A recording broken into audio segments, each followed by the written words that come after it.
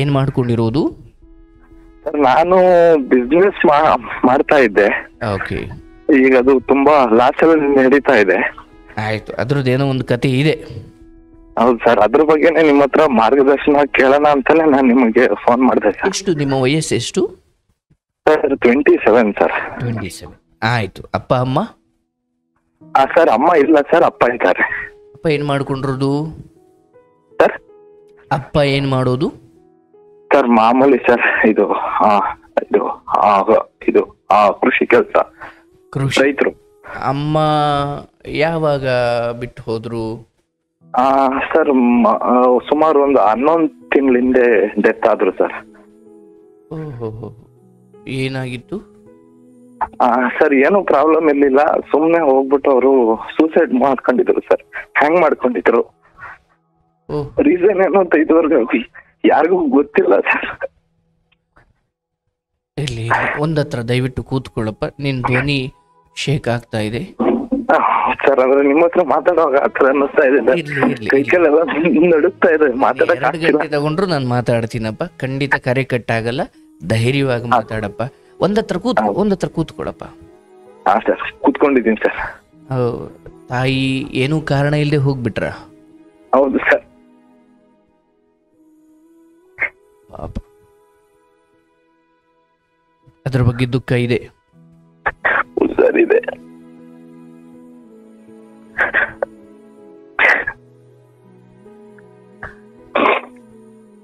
Hello. ಅಳ್ಬೇಡಪ್ಪ, ಅಳ್ಬೇಡ. ಎಷ್ಟು ಜನ ಮಕ್ಕಳು? ಸರ್ ನಾನು ಮತ್ತೆ ನಮ್ಮ ತಮ್ಮ ಸರ್.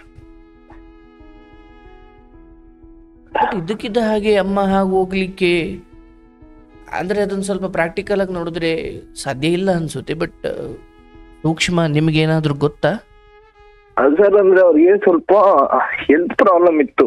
ನಾವು ಹಾಸ್ಪಿಟ್ಲಿಗೆಲ್ಲ ಚೆಕ್ ಮಾಡ್ತಾ ಇದ್ದೋ ಸರ್.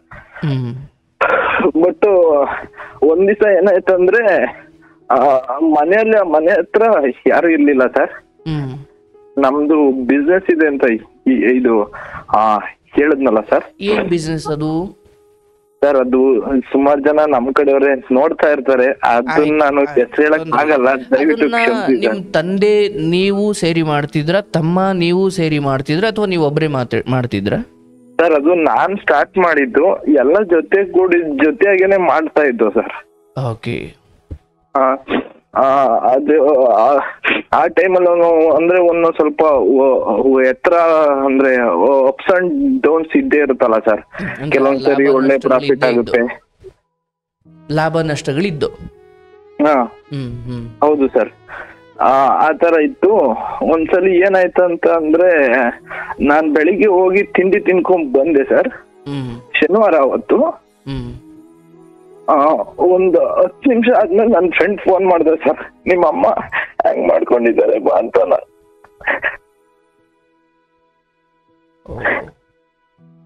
10 ನಿಮಿಷ ಸರ್ ಆಗಿರೋದು. ನಾನ್ ಬಂದಾಗ ಚೆನ್ನಾಗೇ ಇದ್ರು ಸರ್, ಪಾತ್ರೆ ತೊಳಿತಾ ಇದ್ರು.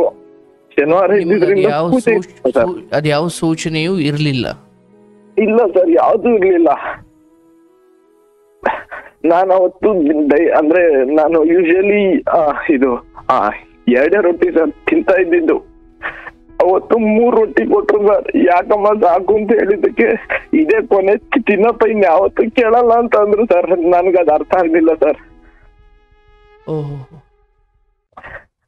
ಅಂದ್ರೆ ಆ ರೊಟ್ಟಿ ಕೊಡ್ಬೇಕಾದ್ರೆ ಅವ್ರ ಬಾಯಿಂದ ಬಂದಿದ್ ನಿಮ್ಗೆ ಅಂದ್ರೆ ಕೇಳಿಸಿತ್ತು, ಬಟ್ ಅದರ ಮಹತ್ವ ಗೊತ್ತಿರ್ಲಿಲ್ಲ. ಹೌದು ಸರ್.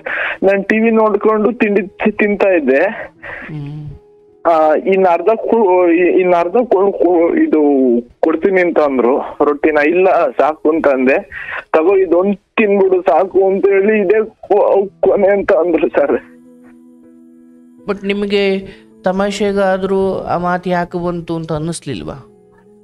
ನಾನು ಅನ್ಕೊಂಡೆ ಏನಮ್ಮ ಇನ್ಮೇಲೆ ರೊಟ್ಟಿ ಮಾಡೋದ್ ಕೊನೆನಾ ಅಂತೇಳಿ ಸುಮ್ನೆ ತಮಾಷೆ ಮಾಡಿದೆ ಸರ್. ಹಂಗೆ ಅನ್ಕೊಂತ ಅಂದ್ರು ಸರ್. ಆಯ್ತು. ಬಟ್ ನಿಮ್ ಜೊತೆ ಅವರು ಕಡೆಯಲ್ಲಿ ಮಾತಾಡಿದ್ದು ಆ ಊಟದ ಬಗ್ಗೆ ಮಾತ್ರ? ಹೌದು ಸರ್. ಅದನ್ನ ನೋಡಿದ್ಯಾರು ಮೊದಲು? ಸರ್ ಅದು ನಮ್ಮ ಇವರು ನಮ್ಮ ಅಪ್ಪಾಜಿ ಅವ್ರ ಅಮ್ಮ ಒಬ್ರು ಇದ್ದಾರೆ. ಅವ್ರಿಗೊಂದು 80 ವರ್ಷ ಆಗಿದೆ. ಓಕೆ. ಅವರು ಆಚೆಗಡೆ ಇದ್ರಂತೆ ಸರ್. ನಮ್ಮ ಅಮ್ಮ ಚೇರ್ ತಗೊಂಡು ಹೋಗೋದೆಲ್ಲ ಅವರು ನೋಡಿದ್ದಾರೆ. ಏನೋ ಕೆಲಸ ಮಾಡಕ್ ತಗೊಂಡ್ ಹೋಗ್ತಾರೆ ಬಿಡು ಅಂತೇಳಿ ಅವರು ಸುಮ್ನಾಗಿದ್ದಾರೆ ಸರ್. ಆಮೇಲೆ ಒಂದು 5-10 ನಿಮಿಷ ಆದ್ಮೇಲೆ ಅವ್ರಿಗೂ ಡೌಟ್ ಬಂದಿದೆ. ಚೇರ್ ತಗೊಂಡು ಹೋದ್ರು ಆಚೆಗಡೆ ಬರ್ಲೇ ಇಲ್ವಲ್ಲ ಅಂತ ಹೇಳಿ ಕೊಟ್ಕೆ ಮನೆಗೆ. ಆಮೇಲೆ ಇವ್ರು ಹೋಗಿ ನೋಡಿದ್ದಾರೆ ಸರ್. ಅಷ್ಟ್ರಲ್ಲಿ ಆಲ್ರೆಡಿ ಬಾಡಿ ನೇತಾಡ್ತಾ ಇತ್ತಂತೆ ಸರ್. ಆವಾಗ ಇವರು ನಮ್ ಹಿಂದೆಗಡೆ 1-2 ಮನೆ ಇದೆ ಸರ್, ಒಂದ್ ಸ್ವಲ್ಪ ದೂರದಲ್ಲಿ. ಅವ್ರ ಮನೆ ಹತ್ರ ಹೋಗಿದ್ದಾರೆ. ಅವಾಗ ಅವರು ನಮ್ ಫ್ರೆಂಡ್ಸ್ ಎಲ್ಲ ಇದು ಓಡ್ ಬಂದಿದ್ದಾರೆ ಸರ್. ಆಮೇಲೆ ನನಗೆ ಫೋನ್ ಮಾಡಿದ್ರು ಸರ್. ಒಂದ್ 10-15 ನಿಮಿಷದೊಳಗಡೆ ಎಲ್ಲ ಆಗೋಗಿದೆ ಸರ್.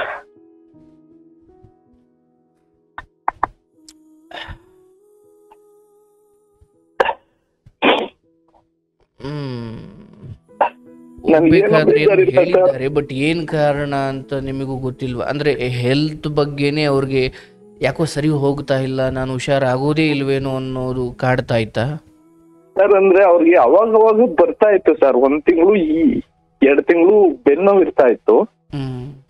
ಅದಾದ್ಮೇಲೆ ಸರಿ ಹೋಗ್ತಾ ಇತ್ತು ಸರ್. ಈ ಸಲ ಅದೇನೋ ಗೊತ್ತಿಲ್ಲ ಸರ್, ಸ್ವಲ್ಪ ಜಾಸ್ತಿ ದಿವಸ ಇತ್ತು ಸರ್. ಬಟ್ ನೀವು ಹಾಸ್ಪಿಟ್ಲಿಗೆ ತೋರಿಸೋ ಪ್ರಯತ್ನ ಮಾಡ್ಲಿಲ್ವಾ ಸರ್? ಎಲ್ಲಿ ಜನ ಹೇಳ್ತಾರೋ ಅಲ್ಲಿಗೆಲ್ಲ ನಮ್ಮ ಅಪ್ಪಾಜಿ ಅಮ್ಮ ಇದು ನಮ್ಮ ಅಪ್ಪಾಜಿ ಕರ್ಕೊಂಡು ಹೋಗಿದ್ದಾರೆ ಸರ್. ಆತರ ಇತ್ತು ಸರ್. ಅವ್ರ ಆರೋಗ್ಯ ವಿಷಯದಲ್ಲಂತೂ ನಾವು ಯಾವತ್ತೂ ಇದ್ ಮಾಡಿಲ್ಲ ಸರ್, ಮೋಸ ಮಾಡಿಲ್ಲ.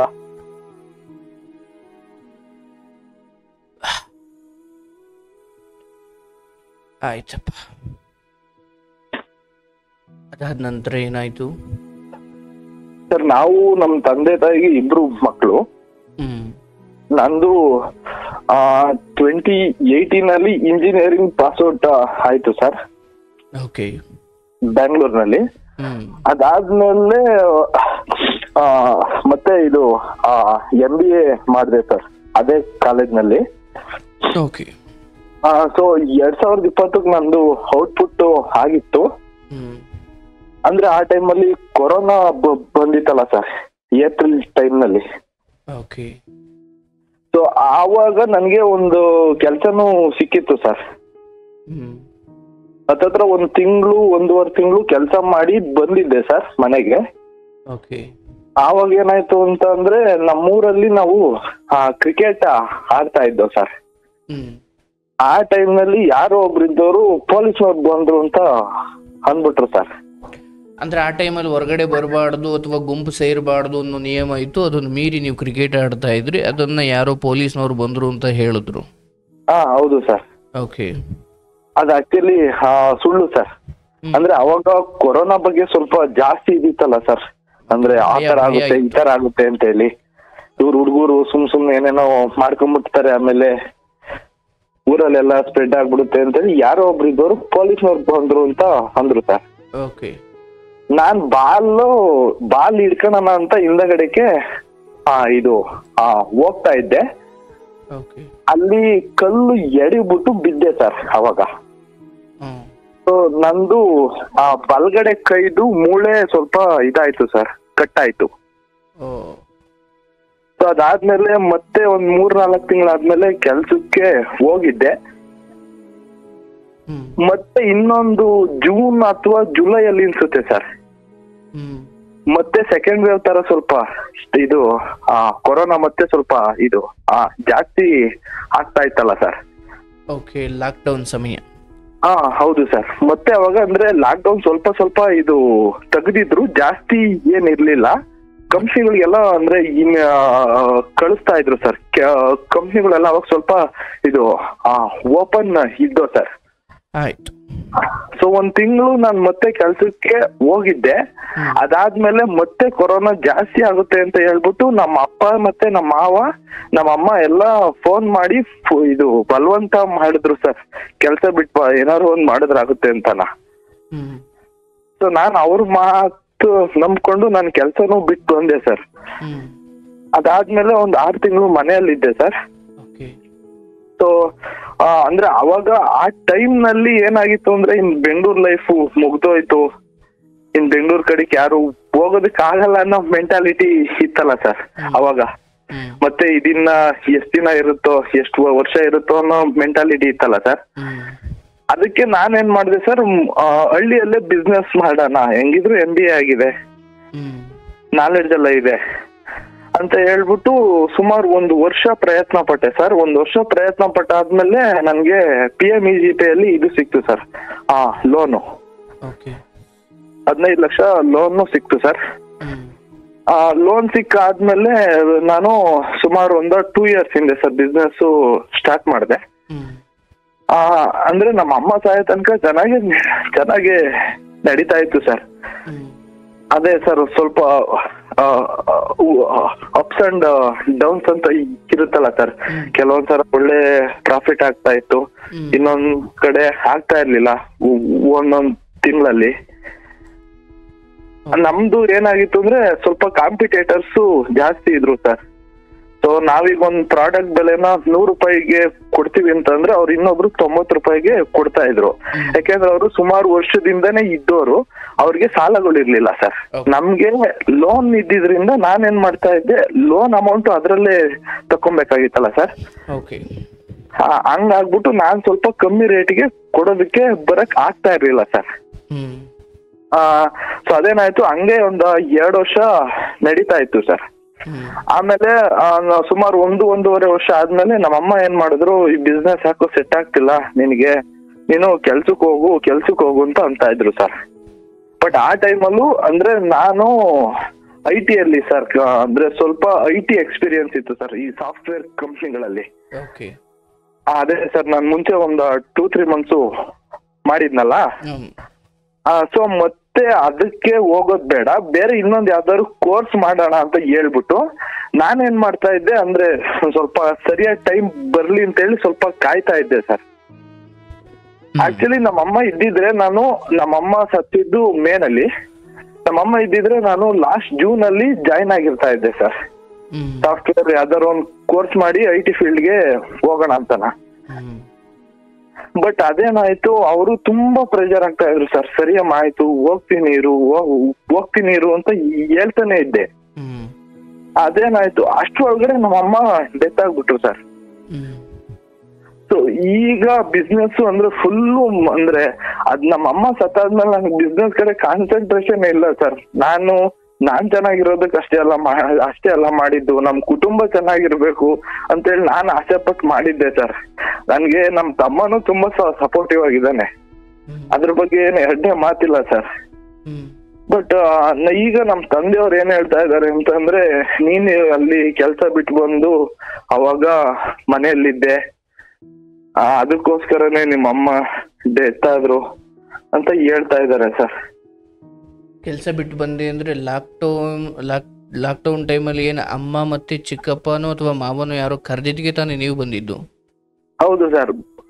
ಬಟ್ ನಿಮ್ ತಂದೆ ಈಗ ಹೇಳ್ತಾ ಇರೋದು ನೀವೇ ಬಂದಿದ್ದು ಅನ್ನೋ ಅರ್ಥದಲ್ಲ? ಹೌದು ಸರ್. ನಾನು ಅವಾಗ ಎಷ್ಟು ಅವ್ರನ್ನ ಕನ್ವಿನ್ಸ್ ಮಾಡಕ್ಕೆ ಟ್ರೈ ಮಾಡಿದೆ ಸರ್. ಇಲ್ಲ ಇನ್ನೊಂದ್ ಸ್ವಲ್ಪ ದಿವಸ ಇರುತ್ತೆ, ನೋಡೋಣ ಇರ್ರಿ ಅಂತನ. ವಾಪಸ್ ಕರೆಯೋ ಪ್ರೋಸೆಸ್ ಅಲ್ಲಿ ನಿಮ್ ತಂದೆಯವ್ರ ಇನ್ವಾಲ್ವ್ಮೆಂಟ್ ಇರ್ಲಿಲ್ವಾ? ಅವ್ರಿಗೆ ಅದು ಗೊತ್ತಿರಲಿಲ್ಲ? ತಂದೆಯವರು ಅಂದ್ರೆ ಅಮ್ಮ ಇದ್ರಲ್ಲ ಸರ್, ಅಮ್ಮ ಮತ್ತೆ ನಮ್ಮ ಮಾವ ಸರ್, ಅವರು 2 ಇಯರ್ಸ್ ಹಿಂದೆ ಡೆತ್ ಆದ್ರು ಸರ್. ನಾನ್ ಬಿಸ್ನೆಸ್ ಸ್ಟಾರ್ಟ್ ಮಾಡೋದಕ್ಕಿಂತ ಒಂದ್ 4-5 ತಿಂಗಳು ಮುಂಚೆ ಅವರು ಡೆತ್ ಆದ್ರು ಸರ್, ಕೊರೋನಾದಿಂದಾನೆ ಅವರುನು. ಸೊ ಅದಾದ್ಮೇಲೆ ಈಗ 1 ಇಯರ್ ಬ್ಯಾಕ್ ನಮ್ಮ ಅಮ್ಮನೂ ಡೆತ್ ಆದ್ರು. ಸೊ ಈಗ ನಮ್ ತಂದೆಯವ್ರು ಏನ್ ಮಾಡ್ತಾ ಇದಾರೆ ಅಂತ ಅಂದ್ರೆ ಈಗ ಸರ್ ಒಂದು 2 ಮಂತ್ಸ್ ಹಿಂದೆ ಮದ್ವೆ ಆಗಿದೆ ನನ್ಗೆ. ನಮ್ಮ ಅಪ್ಪ ಅಮ್ಮ ತೋರ್ಸಿರೋ ಹುಡುಗಿನೇ ಆಗಿದ್ದೀನಿ. ಬಟ್ ಆ ಮದ್ವೆ ಟೈಮಲ್ಲಿ ಅಮ್ಮ ಇದ್ರ? ಇಲ್ಲ ಸರ್, ನಮ್ಮ ಅಮ್ಮ ಸತ್ತು ಅಷ್ಟೊತ್ತಿಗೆ ಆಲ್ರೆಡಿ 9-10 ತಿಂಗಳು ಮೇಲಾಗಿತ್ತು ಸರ್. ಓಕೆ. ಬಟ್ ಅಮ್ಮ ಅಪ್ಪ ನೋಡಿದ್ರು ಅಂದ್ರೆ ಅದರ ಅರ್ಥ ಈ ಮುಂಚೆನೆ ನೋಡಿದ್ರ? ಅಂದ್ರೆ ನಮ್ಮ ಅಪ್ಪ ಅಮ್ಮ ಅಂದ್ರೆ ಅಮ್ಮ ಯಾವ ಹುಡುಗಿ ತಂದ್ಕೊಬೇಕು ಅಂತ ಇದ್ರು, ನಾನು ಅದೇ ಹುಡುಗಿನೇ ಇದು ಮದುವೆ ಆಗಿರೋದು ಸರ್. ತಂದ್ಕೊಳ್ಬೇಕು ಅಂದ್ರೆ ಅವ್ರು ನಿಮ್ ಸಂಬಂಧಿಕರ? ಸರ್, ಸ್ವಲ್ಪ ದೂರದ ಸಂಬಂಧಿಕರೇನೆ. ಸೊ ಅವ್ರನ್ನೇ ನಾನು ಮದುವೆ ಆಗಿದ್ದೀನಿ. ಅಮ್ಮ ಬದುಕಿದ್ದ ಸಮಯದಲ್ಲಿ ಆ ವಿಚಾರದ ಬಗ್ಗೆ ಅಥವಾ ಆ ಹೆಣ್ಮಗಳ ಬಗ್ಗೆ ಚರ್ಚೆ ಆಗಿತ್ತು? ಹೌದು ಸರ್. ಸೊ ಅಮ್ಮನ ಇಷ್ಟದಂತೆ ನೀವು ಮದುವೆ ಆದ್ರಿ. ಸರ್. ಬಟ್ ಈ ವ್ಯಾಪಾರದ ಸೋಲು ಗೆಲುವು ಏರಿಳಿತಗಳು ಇದೆಲ್ಲ ನಿಮ್ ಮದುವೆ ಆಗೋರಿಗೆ ಗೊತ್ತಿತ್ತ? ಸರ್, ಇದು ಅವ್ರಿಗೂ ಸ್ವಲ್ಪ ಐಡಿಯಾ ಇತ್ತು ಸರ್. ಬಟ್ ಈಗ ಅವ್ರದ್ದೇನು ತೊಂದರೆ ಇಲ್ಲ? ಇಲ್ಲ ಸರ್, ಅವ್ರದ್ದೇನು ತೊಂದರೆ ಇಲ್ಲ. ಈಗ ನಾನು ಸುಮಾರು ಒಂದು 6 ತಿಂಗಳಿಂದನೂ ನಾನು ಕೆಲಸ ಹುಡುಕ್ತಾ ಇದ್ದೀನಿ ಸರ್. ಕೆಲಸ ಸಿಗ್ತಾ ಇಲ್ಲ. ಈ ಕಡೆ ಬಿಸ್ನೆಸ್ ಚೆನ್ನಾಗ್ ಆಗ್ತಾ ಇಲ್ಲ ಸರ್. ಅದೇ ನನಗ್ ದೊಡ್ಡ ತಲೆನೋವು ಆಗೋಗ್ಬಿಟ್ಟಿದೆ. ಅಪ್ಪನ್ ಮಕ್ಕ ನೋಡಕ್ ಆಗ್ತಿಲ್ಲ ಸರ್. ನನ್ನ ಹತ್ರ ಸರಿಯಾಗಿ ಮಾತಾಡ್ತಿಲ್ಲ ಸರ್. ಈ ತರ ಆಗಿದೆ ಸರ್. ಸೊ ಅಂದ್ರೆ ನಮ್ಮ ತಾಯಿಯವ್ರ ಆಸೆ ಏನಾಗಿತ್ತು ಅಂತಂದ್ರೆ, ನಾನು ಚೆನ್ನಾಗಿ ಅಂದ್ರೆ ನಮ್ದು ಒಳ್ಳೆ ಎಜುಕೇಶನ್ ಇದೆ, ಇವನು ಎಲ್ಲಾದ್ರೂ ಬೆಂಗಳೂರು ಕಡೆ. ಬಟ್ ಇಲ್ಲಿ ನಿಮ್ಮ ಹೆಂಡತಿಯವರು ಸಪೋರ್ಟಿಂಗ್ ಆಗಿದ್ದಾರಾ? ಹ್ಞೂ ಸರ್, ಇದ್ದಾರೆ. ಬಟ್ ನೀವು ಬಯಸುವಂತಹ ಜಾಬ್ ಅಂದರೆ ನಿಮಗೆ ಕಾಂಟ್ಯಾಕ್ಟ್ಗಳಿಲ್ವಾ, ಅಥವಾ ಇಂಟರ್ವ್ಯೂಗಳಲ್ಲಿ ಫೇಲ್ ಆಗ್ತಿದ್ದೀರಾ, ಅಥವಾ ಏನು ಕತೆ ಅದು? ಸರ್, ಸುಮಾರು ಒಂದು 15 ಇಂಟರ್ವ್ಯೂ ಕೊಟ್ಟಿದ್ದೀನಿ ಸರ್. ಓಕೆ. ಅದೇನು ನಾನು ಬ್ಯಾಡ್ ಲಕ್ ಅಥವಾ ನಂಗೆ ಹಣೆ ಬರೋ ಸರಿ ಇಲ್ವೋ ಗೊತ್ತಿಲ್ಲ ಸರ್, ಯಾವ್ದ್ರಲ್ಲೂ ಸೆಲೆಕ್ಟ್ ಆಗ್ತಾ ಇಲ್ಲ. ಆದರೆ ಅದು ಕಂಪ್ಲೀಟ್ಲಿ IT ಜಾಬ್ ಸಂಬಂಧಿಸಿದ್ದ? ಹೌದು ಸರ್. ಬಟ್ ಯಾವ ಕೆಲಸನಾದರೂ ಸರಿ ಸದ್ಯಕ್ಕೆ ಅಂದರೆ ತಂದೆಯ ಮನಸ್ತಾಪಕ್ಕೆ ಕಾರಣ ನೀನು ಅಂದ್ಕೊಂಡಿದ್ದ ಜಾಬಲ್ಲೇ ನೀನು ದುಡಿತಾ ಇಲ್ಲ, ಅಥವಾ ಓದಿಸಿದ್ದ ಜಾಬಲ್ಲೇ ನೀನು ದುಡಿತಾ ಇಲ್ಲ ಅನ್ನೋದಕ್ಕಿಂತ ಏನೂ ದುಡಿತಾ ಇಲ್ಲ ಅನ್ನೋದೇ ಸಮಸ್ಯೆ, ಹೌದಲ್ಲ? ಹೌದು ಸರ್. ಅಂದರೆ ಕೂಲಿ ಅಂದರೆ ಅದು ಅಡಿಕೆಕಾಯಿ ಕೀಳೋದಾಗಿರ್ಬೋದು, ಭತ್ತ ನಾಟಿ ಹಾಕೋದಾಗಿರ್ಬೋದು, ಅಥವಾ ಕಲ್ಲೋರೋದಾಗಿರ್ಬೋದು, ಅಥವಾ ರಸ್ತೆ ಮಾಡೋದಾಗಿರ್ಬೋದು. ಕೂಲಿ ಹೆಸರು ಒಂದೇ, ಕೆಲಸಗಳು ನಾನಾ ರೀತಿಯಲ್ಲಿ, ಹೌದಲ್ಲ? ಹೌದು ಸರ್. ಅದು ಏನೇ ಕೆಲಸ ಆದರೂ ಸಂಜೆಗೆ ಹಣ ಸಿಗುತ್ತೆ, ಅದನ್ನು ಕೂಲಿ ಅಂತ ಕರಿತೀವಿ. ಹೌದು ಸರ್.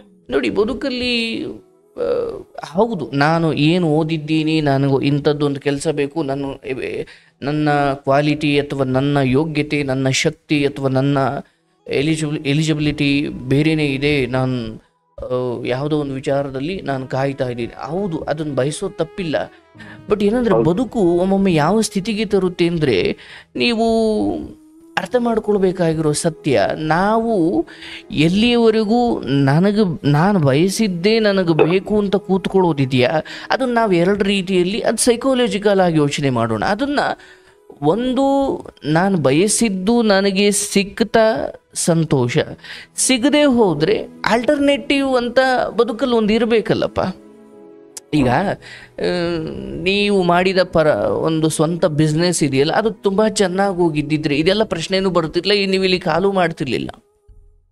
ಇಲ್ಲ ಸರ್, ಆಕ್ಚುಲಿ ಒಂದ್ಸಲಿ ಫೋನ್ ಮಾಡ್ಬೇಕಂತ ಇದ್ದೆ. ನಾನು ಸುಮಾರು 1.5 ವರ್ಷದಿಂದನೂ ನಾನು ನಿಮ್ ಪ್ರೋಗ್ರಾಮ್ ಅನ್ನು ಮಾಡ್ತಾ ಇದ್ದೆ ಸರ್, ನೋಡ್ತಾ ಇದ್ದೆ ಸರ್. ನಾನು ಕೆಲಸ ಮಾಡೋದಕ್ಕೆ ಸ್ಟಾರ್ಟ್ ಮಾಡ್ಕೊಂಡ್ರೆ ನಿಮ್ ಪ್ರೋಗ್ರಾಮ್ ಇಂದಾನೆ ಸರ್ ಸ್ಟಾರ್ಟ್ ಆಗೋದು. ಆಯಿತು, ಸಂತೋಷ. ಬಟ್ ಇಲ್ಲಿ ಈ ಸಮಯದಲ್ಲಿ ಒಂದು ವಿಚಾರವನ್ನು ಅರ್ಥ ಮಾಡಿಕೊಳ್ಬೇಕು. ಇವತ್ತು ಸುಮ್ಮನೆ ಪ್ರಾಂಪ್ಟಾಗಿ ಹೇಳಪ್ಪ, 100ರಲ್ಲಿ ಈ ಜಗತ್ತಿನಲ್ಲಿ ಎಲ್ಲರೂ ಕೂಡ ಏನು ಓದಿದ್ದಾರೋ ಅದೇ ಕೆಲಸವನ್ನು ಮಾಡ್ತಿದ್ದಾರಾ? ಇಲ್ಲ ಸರ್. ಮಾಡಬೇಕು ಅನ್ನೋ ಆಸೆ ಇರುತ್ತೆ, ಬಟ್ ಅವ್ರಿಗೆ ಅದು ಸಿಗ್ತಾ ಇರಲ್ಲ. ಅಂದರೆ ಈಗ ಸಿಗ್ತಾ ಇಲ್ಲ ಅಂದರೆ, ನನಗೀಗ ಇಲ್ಲಮ್ಮ, ನಮ್ಮಮ್ಮ ಇದ್ದಾಗ ನನಗೆ ಬಿರಿಯಾನಿ ಹಾಕಿ ಬೆಳೆಸಿದ್ರು, ನನಗೆ ಅದಿಲ್ಲದೆ ಹೋದರೆ ಬೇರೆ ಊಟ ಇಡಿಸಲ್ಲ ಅಂದರೆ ಸಾಯೋದು ಯಾರು? ನಾವೇ ಸರ್. ಅಂದರೆ ಭಿಕ್ಷುಕ ಸುಮ್ಮನೆ ಇವತ್ತು ನನಗೂ ನಾನು ಹೇಳ್ಕೊಳ್ತೀನಿ, ನಿಮಗೂ ಹೇಳ್ತಾ ಇದ್ದೀನಿ, ಒಬ್ಬ ಭಿಕ್ಷುಕ ನನಗೆ ಇಂಥದ್ದೇ ಬೇಕು, ನೀವು ಬಿರಿಯಾನಿ ಹಾಕಿದ್ರೆ ಮಾತ್ರ ನಾನು ತಿನ್ನೋದು, ಇಲ್ಲಾಂದರೆ ನೀವು ಬೇರೆ ಯಾವುದು ಕೊಟ್ಟರು ನಾನು ತಿನ್ನೋಕೆ ತಯಾರಿಲ್ಲ ಅನ್ನೋದಾದರೆ ನಷ್ಟ ಭಿಕ್ಷುಕನಿಗೆ ಹೊರತು ಭಿಕ್ಷೆ ಹಾಕುವವರಿಗಲ್ಲ. ಹೌದು. ಅಂದರೆ ಈ ಬದುಕು ಭಗವಂತ ನಮಗೆ ಕೊಟ್ಟ ಭಿಕ್ಷೆ. ನಮ್ಮ ಪಾಲಿಗೆ ನಮ್ಮ ತಟ್ಟೆಗೆ ಏನು ಬತ್ತು ನಾವು ಅದನ್ನು ತೆಗೆದುಕೊಳ್ಳೋದಿಕ್ಕೆ ಯಾರು ಆಡ್ಕೊಳ್ತಾರೆ, ಯಾರು ಏನಂತಾರೆ, ಅಯ್ಯೋ ಇವನು ಓದಿದ್ದು, ಇವನು ಮಾಡ್ತಿರೋದು, ಅಯ್ಯೋ ಅವ್ರು ಏನು ಅಂದ್ಕೊಳ್ತಾರೆ ಅಂತ ನನ್ನ ತಟ್ಟೆಗೆ ಬಿದ್ದಿದ್ದನ್ನು ನಾನು ಸೈಡ್ಗೆ ಎಸ್ತು ನನಗೆ ಇಂಥದ್ದೇ ಬೇಕು ಅಂತ ಹಠ ಹಿಡಿದ್ರೆ ಕೆಲವೊಮ್ಮೆ ಮನುಷ್ಯ ಪ್ರಯತ್ನದ ಜೊತೆ ಅದೃಷ್ಟ ಅನ್ನೋದು ಮುಖ್ಯವಾಗುತ್ತೆ. ಹೌದಲ್ಲಪ್ಪ? ಹೌದು ಸರ್. ಮನುಷ್ಯ ಪ್ರಯತ್ನ ಇದ್ದೇ ಇದೆ. ಆದರೆ ಈ ವಿಧಿಯಾಟ, ದೈವಲೀಲೆ ಅಥವಾ ಭಗವತ್ ಅನುಗ್ರಹ ಅಂತ ಇದೆಯಲ್ಲ, ಅದು ಆಗದೆ ಹೋದಾಗ, ಈಗ ಒಬ್ಬ ರೈತನಾಗಿ ನಾನು ನನ್ನ ಹೊಲದಲ್ಲಿರುವ ಬೇಲಿಯನ್ನೆಲ್ಲ ಕಡಿದು ಬಿಸಾಕದೆ, ಕಳೆಗಳನ್ನೆಲ್ಲ ಕಿತ್ತೆ, ಟ್ಯಾಕ್ಟ್ರಲ್ಲೋ ನೇಗಿಲಲ್ಲೋ ಚೆನ್ನಾಗಿ ಉಳುಮೆ ಮಾಡಿದೆ, ಹದ ಮಾಡಿದೆ, ಬಿತ್ತನೆ ಮಾಡಿದೆ. ಆದರೆ ಅಲ್ಲಿವರೆಗೂ ನನ್ನ ಕೆಲಸ. ಮಳೆ ಬರೆಸೋದು ಅದು ನಂದಲ್ಲ. ಹೌದು. ನೀವೀಗ ಅಲ್ಲೊಂದು ಲಾಜಿಕ್ ಹುಡುಕ್ಬೋದು. ಸರ್ ಮಳೆ ಬರ್ದಿದ್ರೆ ಸರ್ ನಾವು ಮೋಟ್ರಲ್ಲಿ ನೀರು ಬಿಡ್ತೀವಿ ಸರ್, ನಾವು ಬೋರ್ ಕೊರೆಸಿದ್ದೀವಿ, ಬೋರಲ್ಲೂ ನೀರು ಬಂದಿಲ್ಲ ಅಂದ್ರೆ ಅದು ನಮ್ಮದಲ್ವಲ್ಲ. ಹೌದು ಸರ್. ಅರ್ಥಾತ್ ನಾನು ನಿಮ್ಮನ್ನು ತಯಾರು ಮಾಡ್ತಾ ಇರೋದು ಬದುಕಿನ ಯಾವುದೇ ರೀತಿಯ ಕಠಿಣತೆಗಳು ಬರುವು ಅಂದರೆ, ಬಹುಶಃ ಇವತ್ತು ಎಷ್ಟೋ ಜನ ನನ್ನ ಈ ಕೌನ್ಸಿಲಿಂಗ್ ಅನುಭವದಲ್ಲಿ ನೋಡಿದ್ದೀನಿ ಸರ್, ವೈದ್ಯಕೀಯ MBBS ಮಾಡ್ತಿದ್ದ ವಿದ್ಯಾರ್ಥಿಗಳೆಲ್ಲ ಅಲ್ಲಿ ಯಾವುದೋ ಒಂದು ವಿಚಾರದಲ್ಲಿ ಅವರು ಫೇಲ್ ಆದರು ಅಥವಾ ಅವ್ರು ಅಂದ್ಕೊಂಡಿದ್ದಾಗಲಿಲ್ಲ, ಅವರಿಬ್ಬರು ಸಮಾನ ಮನಸ್ಕರಿಬ್ಬರು ಸೇರಿ ರಸ್ತೆ ಬದಿಯಲ್ಲಿ ಹೋಟ್ಲು ನಡೆಸೋದನ್ನು ನಾನು ನೋಡ್ತಾ ಇದ್ದೀನಿ. ಹೌದು ಸರ್. ಬಟ್ ವಿಷಯ ಇರೋದು, ನಾನು ಬಯಸಿದ್ದು ನನಗೆ ಸಿಕ್ಕರೆ ಮಾತ್ರ ನಾನು ಸಂತೋಷವಾಗಿರ್ತೀನಿ ಅನ್ನೋರು ಈ ಜಗತ್ತಲ್ಲಿ ಯಾವತ್ತೂ ಅವರು ಪೂರ್ಣ ಪ್ರಮಾಣವಾದ ಸಂತೋಷವನ್ನು ಅನುಭವಿಸುವುದಿಲ್ಲ. ಯಾವುದೇ ಬರಲಿ, ನನ್ನ ಜೊತೆ ಅರ್ಥ ಮಾಡಿಕೊಳ್ಳುವ ಜೀವಗಳು ಎಲ್ಲಿವರೆಗೂ ಇರ್ತಾವೋ ನಾನು ಯಾವ ಕೆಲಸ ಮಾಡಿದ್ರೂ ನನ್ನ ಜೀವನ ನೆಮ್ಮದಿಯಾಗಿರುತ್ತೆ. ಹೌದು ಸರ್. ಈಗ ತಂದೆ ಮುಖ ಸಿಂಡ್ರಿಸ್ಕೊಳ್ದಂಗೆ ನಿಮ್ಮ ಮಾತನ್ನು ತಿರಸ್ಕಾರ ಮಾಡ್ದೇನೆ, ಯಾವುದೇ ರೀತಿಯ ಮನಸ್ತಾಪ ಇಲ್ಲದೇನೆ ನಿಮ್ಮ ಜೊತೆ ತುಂಬ ಚೆನ್ನಾಗಿದ್ದಿದ್ರೆ, ಅಥವಾ ಎಲ್ಲ ರೀತಿಯಲ್ಲೂ ಅವರು ಬಾಂಧವ್ಯವನ್ನು ಚೆನ್ನಾಗಿ ನೋಡಿಕೊಂಡು ನಗನಗ್ತಾ ಇದ್ದಿದ್ರೆ, ಬಹುಶಃ ಈ ಮಟ್ಟಿಗೆ ದುಃಖ ನಿಮಗೆ ಆಗ್ತಿರ್ಲಿಲ್ಲ. ಅಂದರೆ ನಮಗೆ ಕೆಲಸ ಇಲ್ಲ ಅನ್ನುವುದಕ್ಕಿಂತ ಆ ಕೆಲಸ ಇಲ್ಲ ಅನ್ನುವ ಪರಿಸ್ಥಿತಿಯಲ್ಲಿ ನನ್ನವರು ಯಾಕೆ ಹೀಗೆ ವರ್ತಿಸ್ತಿದ್ದಾರೆ ಅನ್ನುವ ದುಃಖವೇ ಜಾಸ್ತಿ. ಹೌದು ಸರ್. ಅಂದರೆ ಇಲ್ಲಿ ಸಮಸ್ಯೆ ಕೆಲಸದ್ದಲ್ಲ, ಆ ಕೆಲಸ ಇಲ್ಲದ ಪರಿಸ್ಥಿತಿಯಲ್ಲಿ ಜನರ ಬಣ್ಣಗಳು ನಮಗೆ ಗೊತ್ತಾಗುತ್ತವೆ. ಅದು ತಂದೆ ತಾಯಿ ಯಾರೇ ಆಗಿರ್ಬೋದಪ್ಪ, ತಪ್ಪು ತಿಳಿಬೇಡ.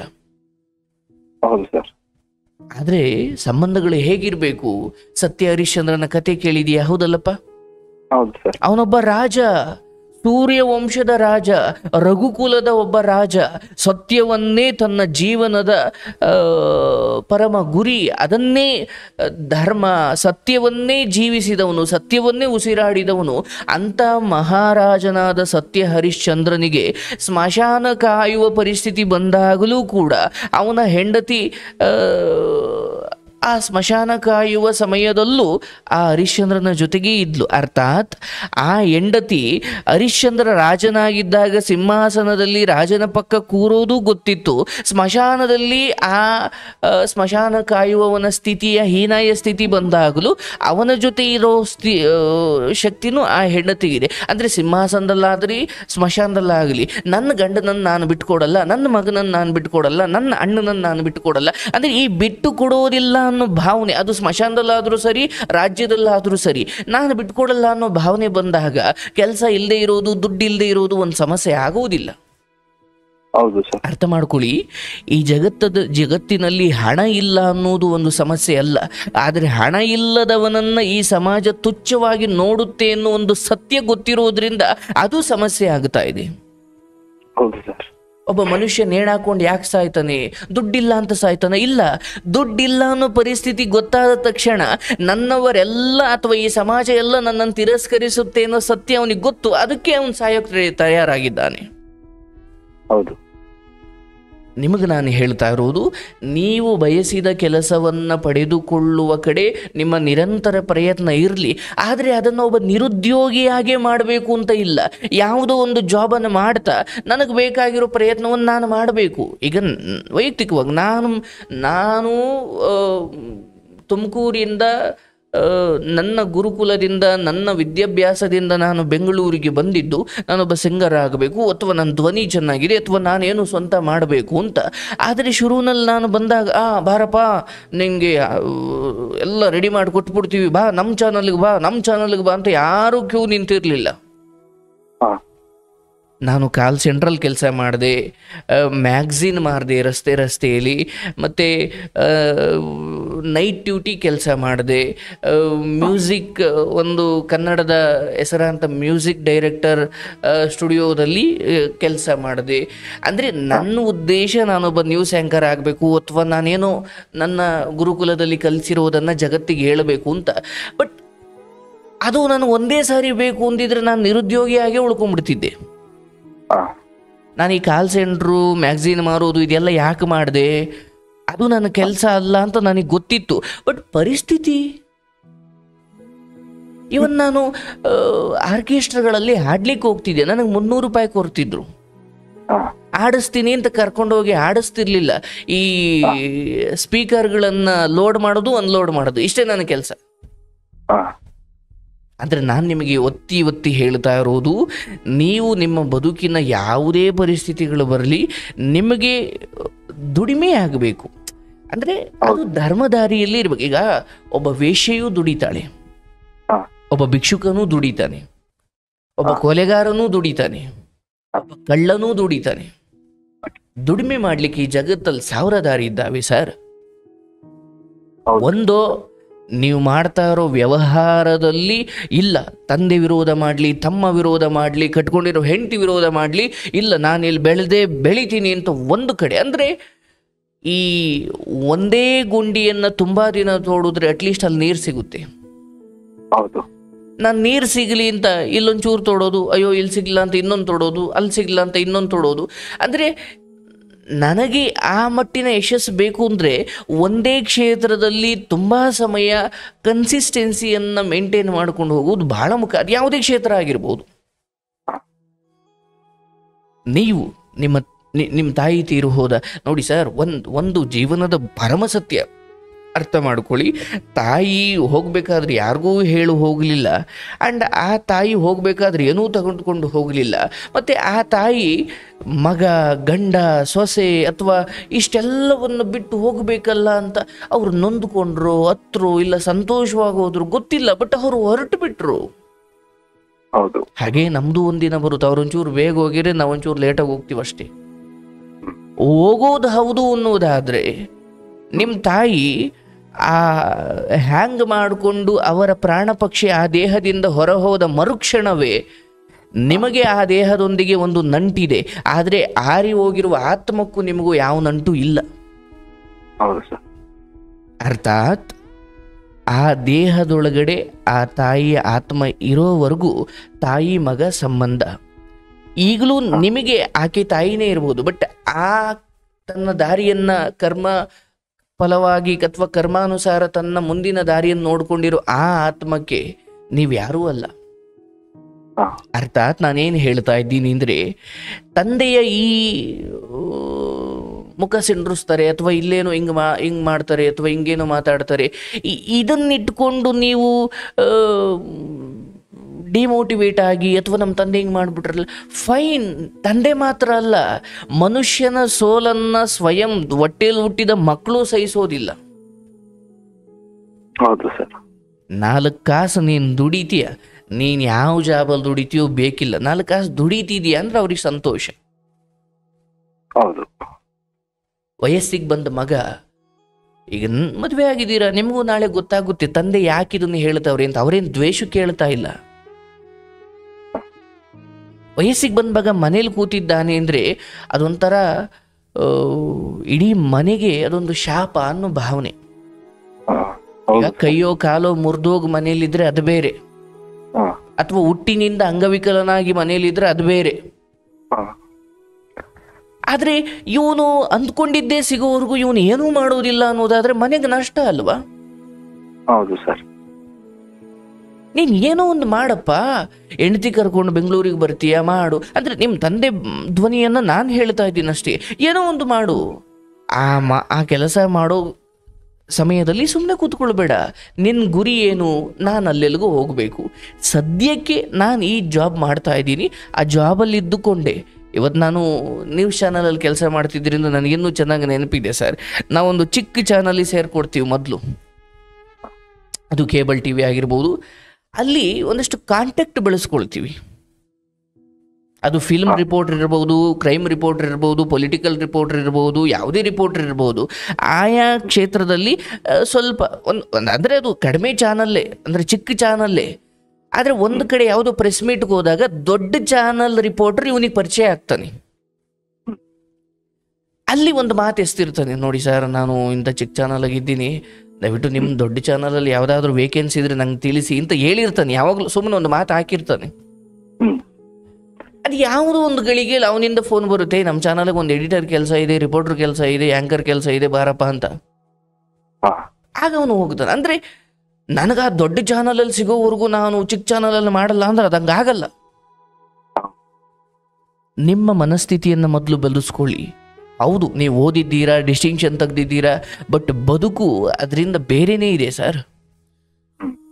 ಆ್ಯಂಡ್ ಹೆಂಡತಿ ಇವತ್ತು ಜೊತೆ ಇದ್ದಾರೆ, ಬೆಂಬಲ ನೀಡ್ತಿದ್ದಾರೆ, ಫೈನ್. ಬಟ್ ಈ ಜಗತ್ತಲ್ಲಿ ಒಬ್ಬ ನಿರುದ್ಯೋಗ ವ್ಯಕ್ತಿ, ದುಡಿಮೆ ಇಲ್ಲದ ವ್ಯಕ್ತಿ ತಿರಸ್ಕಾರಕ್ಕೊಳಗಾಗುವಷ್ಟು ಈ ಜಗತ್ತಲ್ಲಿ ಇನ್ಯಾರೂ ತಿರಸ್ಕಾರಕ್ಕೊಳಗಾಗಲ್ಲ. ಹೌದು ಸರ್. ತಂದೆ ತಾಯಿ ಇಲ್ಲದ ಮಗನೂ ಕೂಡ ಯಾರು ನಿಂಗೆ ತಂದೆ ತಾಯಿ ಯಾಕಿಲ್ವಪ್ಪ ಅಂತ ಯಾರು ಏನು ಕೇಳೋಕೆ ಬರಲ್ಲ, ಅಥವಾ ಯಾರಿಗೂ ಏನು ಗೊತ್ತಾಗೋದೂ ಇಲ್ಲ. ಅವನ ತಂದೆ ತಾಯಿ ಇದ್ದಾರೋ ಇಲ್ವೋ ಗೊತ್ತಿಲ್ಲ, ಮನುಷ್ಯನಾಗಿ ಎಲ್ಲರನ್ನ ಮಾತಾಡಿಸ್ತಾರೆ. ಆದರೆ ಇವನಿಗೆ ಜಾಬ್ ಇಲ್ಲ ಅಂತ ಗೊತ್ತಾದ ತಕ್ಷಣ ಅವನನ್ನು ನೋಡುವ ರೀತಿಯೇ ಬೇರೆ. ಹಾಗಾಗಿ ನೀವು ನಿಮ್ಮ ಕೆಲಸಕ್ಕೆ ಅಥವಾ ನೀವೇನು ಬಯಸ್ತಾ ಇದ್ದೀರಾ ಅದನ್ನು ಬಯಸೋದ್ರಲ್ಲಿ ಯಾವ ತಪ್ಪೂ ಇಲ್ಲ. ಆದರೆ ಆ ಮಧ್ಯೆ ನಿಮಗೇನು ಸಾಧ್ಯ ಇದೆ, ನಿಮಗೆ ಯಾವುದು ಸಿಗುತ್ತೋ ಅದನ್ನು ಮಾಡಿ. ಇಲ್ಲ ನನ್ನ ಬಿಸ್ನೆಸ್ಸಲ್ಲೇ ನಾನು ಇಂಡಿವಿಜುವಲ್ ಆಗಿ ನಿಲ್ತೀನಿ. ನೋಡಿ ಸರ್, ಒಂಟಿಯಾಗಿ ನನ್ನ ಸ್ವಂತ ಬಿಸ್ನೆಸ್ ಮಾಡೋದು ಅಂದರೆ ಅದು ಶುರುವಿನಲ್ಲಿ ಶಾಪ ಅನ್ನಿಸ್ಬೋದು, ಅದೊಂಚೂರು ಕೈ ಹಿಡಿದ್ಬಿಟ್ರೆ ಅದು ಜೀವನ ಪೂರ್ತಿ ಸ್ವರ್ಗ. ಇವತ್ತು ನಾನು ವೈಯಕ್ತಿಕವಾಗಿ ನಾನು ಆ ಸುಖವನ್ನು ಅನುಭವಿಸ್ತೀನಿ ಸರ್. ನಾನು ಬೇರೆ ಚಾನಲಲ್ಲಿದ್ದಾಗ ಅಲ್ಲೇನು ನೋಡ್ತಾ ಇದ್ದೆ, ಬಯಸ್ಕೊಳ್ತಾ ಇದ್ದೋ ಏನೇನೋ ಇರೋದು. ಬಟ್ ಇವತ್ತು ನಮ್ಮದೇ ಒಂದು ಸಂಸ್ಥೆ, ನಮ್ಮದೇ ಏನೋ ಸ್ವಂತ ಮಾಡಬೇಕು ಅಂದಾಗ ಅದು ಏನು 1-2-3 ತಿಂಗಳಲ್ಲಿ ಆದದ್ದಲ್ಲ. ನಾನು 2019ರಲ್ಲಿ ಶುರು ಮಾಡಿರೋದು, 24 ಬಂದರೂ ಇನ್ನೂ ಕುಂಟುತ್ತಲೇ ಇದ್ದೀವಿ ನಾವು. ಹಾಗಾಗಿ ನಾನು ಶುರು ಮಾಡಿದೆ, ಯಾಕೋ ಕೈ ಹಿಡಿಲಿಲ್ಲ ಅಂತ ಬಿಡೋದಾದರೆ ನನ್ನ ಸ್ವಂತ ಬಿಸ್ನೆಸ್ಸಿಗೆ ಕೈ ಹಾಕಬಾರ್ದು. ಯಾಕಂದರೆ ಸ್ವಂತ ಬಿಸ್ನೆಸ್ ಅಂದರೆ ಅಲ್ಲಿ ಟೀಕೆಗಳು, ವಿರೋಧಗಳು, ಪ್ರತಿಸ್ಪರ್ಧೆಗಳು ಇವೆಲ್ಲ ಇರ್ತವೆ, ಅವಮಾನಗಳಿರ್ತವೆ, ನಷ್ಟ ಇರ್ತವೆ. ಎಲ್ಲವನ್ನು ಒಂಟಿಯಾಗಿ ಕೂತು ಹೊತ್ತು ನಾವು ಕಳೆದು ಬಿಡಬೇಕು. ಯಾಕಂದರೆ ಯಾರೂ ಇರಲ್ಲ ಆ ಸಮಯದಲ್ಲಿ. ಅದೇ ಲಾಭ ಮಾಡು, ಎಲ್ಲರೂ ಬರ್ತಾರೆ. ಹೌದು ಸರ್, ಸತ್ಯ. ಈ ಮಾತು ಸತ್ಯ ಸರ್. ಹಾಗಾಗಿ ಫೈನ್, ಜಗತ್ತಿರೋದೇ ಹಾಗೆ.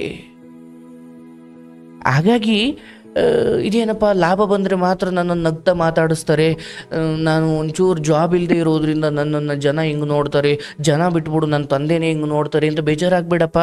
ಜಗತ್ತಿನ ಸೈಕಾಲಜಿನೇ ಅದು. ಚೆನ್ನಾಗಿ ನೆರಳು ಕೊಡೋ ಮರದ ಹತ್ರನೇ ಜನ ಹೋಗೋದು. ಒಂದು ಎಲೆನೂ ಅಲ್ಲಿಲ್ಲ ಆ ಮರದಲ್ಲಿ ಅನ್ನೋದಾದರೆ ಜನ ಇರಲಿ, ಪಕ್ಷಿನೂ ಹೋಗಿ ಕೂತ್ಕೊಳ್ಳಲ್ಲ. ಹೌದು ಸರ್. ಯಾಕೆ ಕೂತ್ಕೊಳ್ಬೇಕು ಅಂತೀನಿ. ನಿನ್ನಿಂದ ಏನೂ ಉಪಯೋಗ ಇಲ್ಲ ಅಂದರೆ ಯಾಕೆ ಕೂತ್ಕೊಳ್ಬೇಕು? ಅಯ್ಯೋ ಮನುಷ್ಯತ್ವ ಇರಬೇಕಲ್ಲ, ಅದು ಆಮೇಲೆ ಅದು ಆಮೇಲೆ ಸೆಂಟಿಮೆಂಟು. ಮೊದಲು ಪ್ರಾಕ್ಟಿಕಲ್ ಮಾತಾಡೋಣ. ನಿನ್ನಿಂದ ಏನೂ ಉಪಯೋಗ ಇಲ್ಲ ಅಂದರೆ ನಿನ್ನ ಹತ್ರ ಯಾಕೆ ಕೂತ್ಕೊಳ್ಬೇಕು ನಾವು? ಹೌದು ಸರ್. ಅದೊಂಥರ ಟೈಮ್ ವೇಸ್ಟ್ ಆಗುತ್ತೆ, ಹೌದಲ್ಲ? ಹೌದು. ಇಲ್ಲ ಆಗ್ತಿರೋದು ಅದೇ. ಹಾಗಾಗಿ ಮೊದಲು ಇಲ್ಲಪ್ಪ, ಒಂದು ಜಾಬ್ ಮಾಡ್ತಿದ್ದಾನೆ, ಆ್ಯಂಡ್ ಇವತ್ತು ಗೋರ್ಮೆಂಟ್ ಜಾಬ್ಗೆ 1,000 ಪೋಸ್ಟ್ ಅಂತ ಆಪರ್ಚುನಿಟಿ ಬಂದರೆ ಅದಕ್ಕೆ ಅಪ್ಲೈ ಮಾಡೋರು 1,00,000 ಜನ ಇರ್ತಾರೆ. ಇನ್ನು 99,000 ಜನ ಏನು ಮಾಡಿದ್ರು?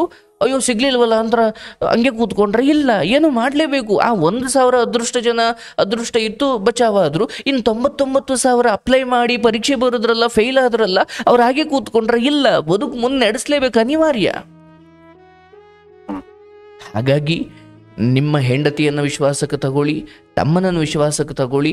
ಯಾರೂ ವಿಶ್ವಾಸಕ್ಕೆ ಬರಲಿಲ್ವಾ, ನಿಮ್ಮ ಹೆಂಡತಿಯೊಂದಿಗೆ ವಿಶ್ವಾಸಕ್ಕೆ ತಗೊಂಡು ಬೆಂಗಳೂರು ಕಡೆ ಒಂದು ಯಾವುದೋ ಒಂದು ಕೆಲಸ ಮಾಡಿ. ಬಟ್ ನೀವೇನು ಟ್ರೈ ಮಾಡಬೇಕು, ನೀವು ಯಾವುದರಲ್ಲಿ ಎಕ್ಸ್ಪರ್ಟ್ ಇದ್ದೀರಿ ಅದಕ್ಕೆ ಟ್ರೈ ಮಾಡ್ತಾ ಇರಿ. ಅದು ಸಿಕ್ಕಾಗ ಇದನ್ನು ಕ್ವಿಟ್ ಮಾಡಿ ಆನಂತರ ಹೊರಡಿ. ಬಟ್ ಯೋಚನೆ ಮಾಡಬೇಡಿ, ಈ ಸಮಯ ಅದು ಶಾಶ್ವತ ಅಲ್ಲ. ಈ ಕೆಲಸವಿಲ್ಲದ, ಈ ತಿರಸ್ಕಾರಕ್ಕೆ ಒಳಗಾಗ್ತಿರೋ ಸಮಯ, ತಂದೆಯಿಂದಲೇ ಸ್ವಲ್ಪ ತಿರಸ್ಕಾರಕ್ಕೊಳಗಾಗ್ತಿರೋ ಈ ಸಮಯ, ತಮ್ಮನಿಂದಲೇ ತಿರಸ್ಕಾರಕ್ಕೊಳಗಾಗ್ತಿರೋ ಈ ಸಮಯ, ಯಾಕೋ ಮನಸ್ಸು ನೆಮ್ಮದಿ ಇಲ್ಲದೆ ಈ ಸಮಯ, ಡೋಂಟ್ ವರಿ ಸರ್, ಭಗವಂತ ಕಣ್ಬಿಟ್ರೆ ಬೆಳಗ್ಗೆ ಅಷ್ಟರಲ್ಲಿ ಇದು ಪರಿಹಾರ ಆಗೋಗುತ್ತೆ. ಆದರೆ ಈ ಸಮಯದಲ್ಲಿ ಇಂಥ ನೋವಲ್ಲಿ ನಿಮ್ಮ ತಾಯಿನೂ ನಿರ್ಧಾರ ತಗೊಂಡಿದ್ದು. ಹೌದು ಸರ್. ಅಂದರೆ ಈ ಸಮಯದಲ್ಲಿ ಸ್ವಲ್ಪ ನಮ್ಮ ಮನಸ್ಸು ಹಿಡಿತದಲ್ಲಿ ಇಲ್ಲದೆ ಹೋದರೆ ಆತ್ಮವನ್ನು ಹತ್ಯೆ ಮಾಡ್ಕೊಳ್ಳೋಕೆ ಜನ ಮುಂದಾಗ್ತಾರೆ. ಯಾಕಂದರೆ ಈ ರಾತ್ರಿ ನೀನು ಅಳ್ತಾ ಇದೆಯಲ್ಲಪ್ಪ, ಈ ಈ ಈ ಸೂರ್ಯ ಇಲ್ಲದ ಈ ಕತ್ತಲು ಇಲ್ಲ, ಮತ್ತೆ ಬೆಳಗಾಗುತ್ತೆ, ಮತ್ತೆ ಸೂರ್ಯ ಬರ್ತಾರೆ, ಮತ್ತೆ ನಗು ಬರುತ್ತೆ, ಮತ್ತೆ ಬೆಳಕು ಬರುತ್ತೆ, ಎಲ್ಲವೂ ಚೆನ್ನಾಗಾಗುತ್ತೆ, ಭರವಸೆ ಇರಬೇಕು. ಬಟ್ ಏನಂದರೆ 4 ಕಾಸು ತಂದೆಗೋಸ್ಕರನೂ ಅಲ್ಲ, ತಮ್ಮನಿಗೋಸ್ಕರನೂ ಅಲ್ಲ, ನನ್ನ ಜೀವನ, ನನ್ನ ಹೆಂಡತಿ, ನನ್ನ ಸಂಸಾರ ನೋಡ್ಕೊಳ್ಳೋಕ್ಕಾದ್ರೂ 4 ಕಾಸು ದುಡಿಬೇಕು. ನಾನು ಹೇಳ್ತೀನಿ, ನೀವು ದೊಡ್ಡ ದೊಡ್ಡ ಪದವಿ ಓದಿರ್ಬೋದು, ಕೂಲಿ ಕೆಲಸ ಮಾಡಿ ಆದರೂ 4 ಕಾಸು ದುಡಿತಾ ಇದ್ದೀನಿ ಅನ್ನೋ ತೃಪ್ತಿ, ಒಳ್ಳೆ ದಾರಿಯಲ್ಲಿ ದುಡಿತಾ ಇದ್ದೀನಿ ಅನ್ನೋ ತೃಪ್ತಿ ಇದ್ದಾಗ ಹೆಗಲ ಮೇಲೆ ಟವಲ್ ಹಾಕೊಂಡು ನೀವು ದಾರಿಯಲ್ಲಿ ರಾಜಾರೋಷವಾಗಿ ಓಡಾಡ್ಬೋದು. ಆದರೆ ನೀವು ಜನರಿಗೆ ಅಯ್ಯೋ ತಡೆಯಪ್ಪ, ನಾನು ತುಂಬ ದೊಡ್ಡದಾಗಿ ಓದಿದ್ದೀನಿ, ಅದನ್ನು ಜನ ಎಲ್ಲ ನೋಡಿದ್ದಾರೆ, ಸಂಬಂಧಿಕರೆಲ್ಲ ನೋಡಿದ್ದಾರೆ, ಇವನೇನಪ್ಪ ಏನೇನೋ ಓದಿ ಚಿಕ್ಕದು ಕೆಲಸ ಮಾಡ್ತವನೇ ಅಂತ ಸಂಬಂಧಿಕರು ಏನೋ ಅಂದ್ಕೊಳ್ತಾರೆ, ಅಥವಾ ಎಲ್ಲೋ ಪ್ರೋಗ್ರಾಮ್ಗೆ ಹೋದಾಗ ಏನೇನೋ ಅಂತಾರೆ. ಇದೆಲ್ಲ ಯೋಚನೆ ಮಾಡಿದ್ರೆ ನೀನು ಬದುಕೋಕ್ಕಾಗಲ್ಲ. ಹಾಗಾಗಿ ನಿಮ್ಮ ಯೋಚನೆ ದೊಡ್ಡದಾಗಿರಬೇಕು. ಎಷ್ಟು ದೊಡ್ಡದಾಗಿರ್ಬೇಕಂದ್ರೆ, ಈಗ ನಾನು ಚಪ್ಪಲಿ ಹೊಲಿಯೋದಾದರೂ ಮಾಡೇ ಮಾಡ್ತೀನಿ, ಆದರೆ ನಾನು ಚಪ್ಪಲಿ ಹೊಲಿಯೋದ್ರಲ್ಲೇ ಸ್ಟಿಕ್ ಆನ್ ಆಗಲ್ಲ, ಅದು ಪರಿಸ್ಥಿತಿಗೆ ಅನುಗುಣವಾಗಿ ಮಾಡ್ತಾ ಇದ್ದೀನಿ ಅಷ್ಟೇ. ಬಟ್ ನನ್ನ ಗುರಿ ಇರೋದು ಎತ್ತರವಾದದ್ದು, ನಾನು ಅಲ್ಲಿ ಹೋಗ್ತೀನಿ. ಬಟ್ ದೊಡ್ಡ ತಿರುಪತಿ ಬೆಟ್ಟದ ತುದಿಯಲ್ಲಿರುವ ದೇವರಿಗೆ ಹತ್ತಬೇಕು, ನಾನು ಚಿಕ್ಕ ಮೆಟ್ಲು ಹತ್ತಲೇಬೇಕಲ್ಲಪ್ಪ. ಇಲ್ಲ, ನಾನು ತೆಗೆದು ಅಲ್ಲಿಗೆ ಒಂದೇ ಸರಿ ಎಸಿರಿ ಅಂದರೆ ಅದೇ ಪ್ರಾಣ ಇರಲ್ಲ. ಹೌದು ಸರ್. ಭಗವಂತನನ್ನು ನೋಡಲಿಕ್ಕೆ ಅಷ್ಟು ದೊಡ್ಡ ಬೆಟ್ಟ ಹತ್ತುತ್ತೀವಿ ಇದ್ರೆ ಅಂದರೆ ಚಿಕ್ಕ ಮೆಟ್ಟಲುಗಳನ್ನು ಮೀರಿ ಆದಮೇಲೆ ನಮಗೆ ದರ್ಶನವಾಗೋದು. ಹಾಗೆ ಚಿಕ್ಕ ಕೆಲಸ ಮಾಡಿ ಆದಮೇಲೆ ನಮಗೆ ಬೇಕಾದದ್ದು ಲಭಿಸುತ್ತೆ. ಈಗ ನಮ್ಮ ಕನ್ನಡದ ಹೆಮ್ಮೆಯ ನಟ ಯಶ್ ಅಂತ ನಾವೇನು ಕರಿತೀವಲ್ಲ ಸರ್, ಆ ಮಹಾನುಭಾವರು ಒಂದೇ ಸಾರಿ ಜಗತ್ಪ್ರಸಿದ್ಧಿ ಆದರೆ ಇಲ್ಲ, ಅವರು ರಾಖಿ ಅನ್ನೋ ಸಿನಿಮಾ, ಕೆಲವು ಎಷ್ಟೋ ಸಿನಿಮಾ, ಸೀರಿಯಲ್ ಅವ್ರು ಯಾರು ನೋಡೇ ಇರಲಿಲ್ಲ ಜನ. ಹೌದು ಸರ್. ಅರ್ಥಾತ್ ಹಿನ್ನೆಲೆ ಕಲಾವಿದರಾಗಿ, ಪೋಷಕ ಕಲಾವಿದರಾಗಿ, ಅಥವಾ ಹಿಂದ್ಗಡೆ ಯಾವುದೋ ಡ್ಯಾನ್ಸರ್ ಆಗಿ, ಯಾವುದೋ ಚಿಕ್ಕ ಪಾತ್ರವಾಗಿ, ಅಂದರೆ ಅವರು ತಮ್ಮ ದಾರಿಯನ್ನು ಕಂಡುಕೊಳ್ಳೋಕೆ ಯಾವುದ್ಯಾವುದೋ ಪಾತ್ರವನ್ನು ಮಾಡಬೇಕಾಯಿತು.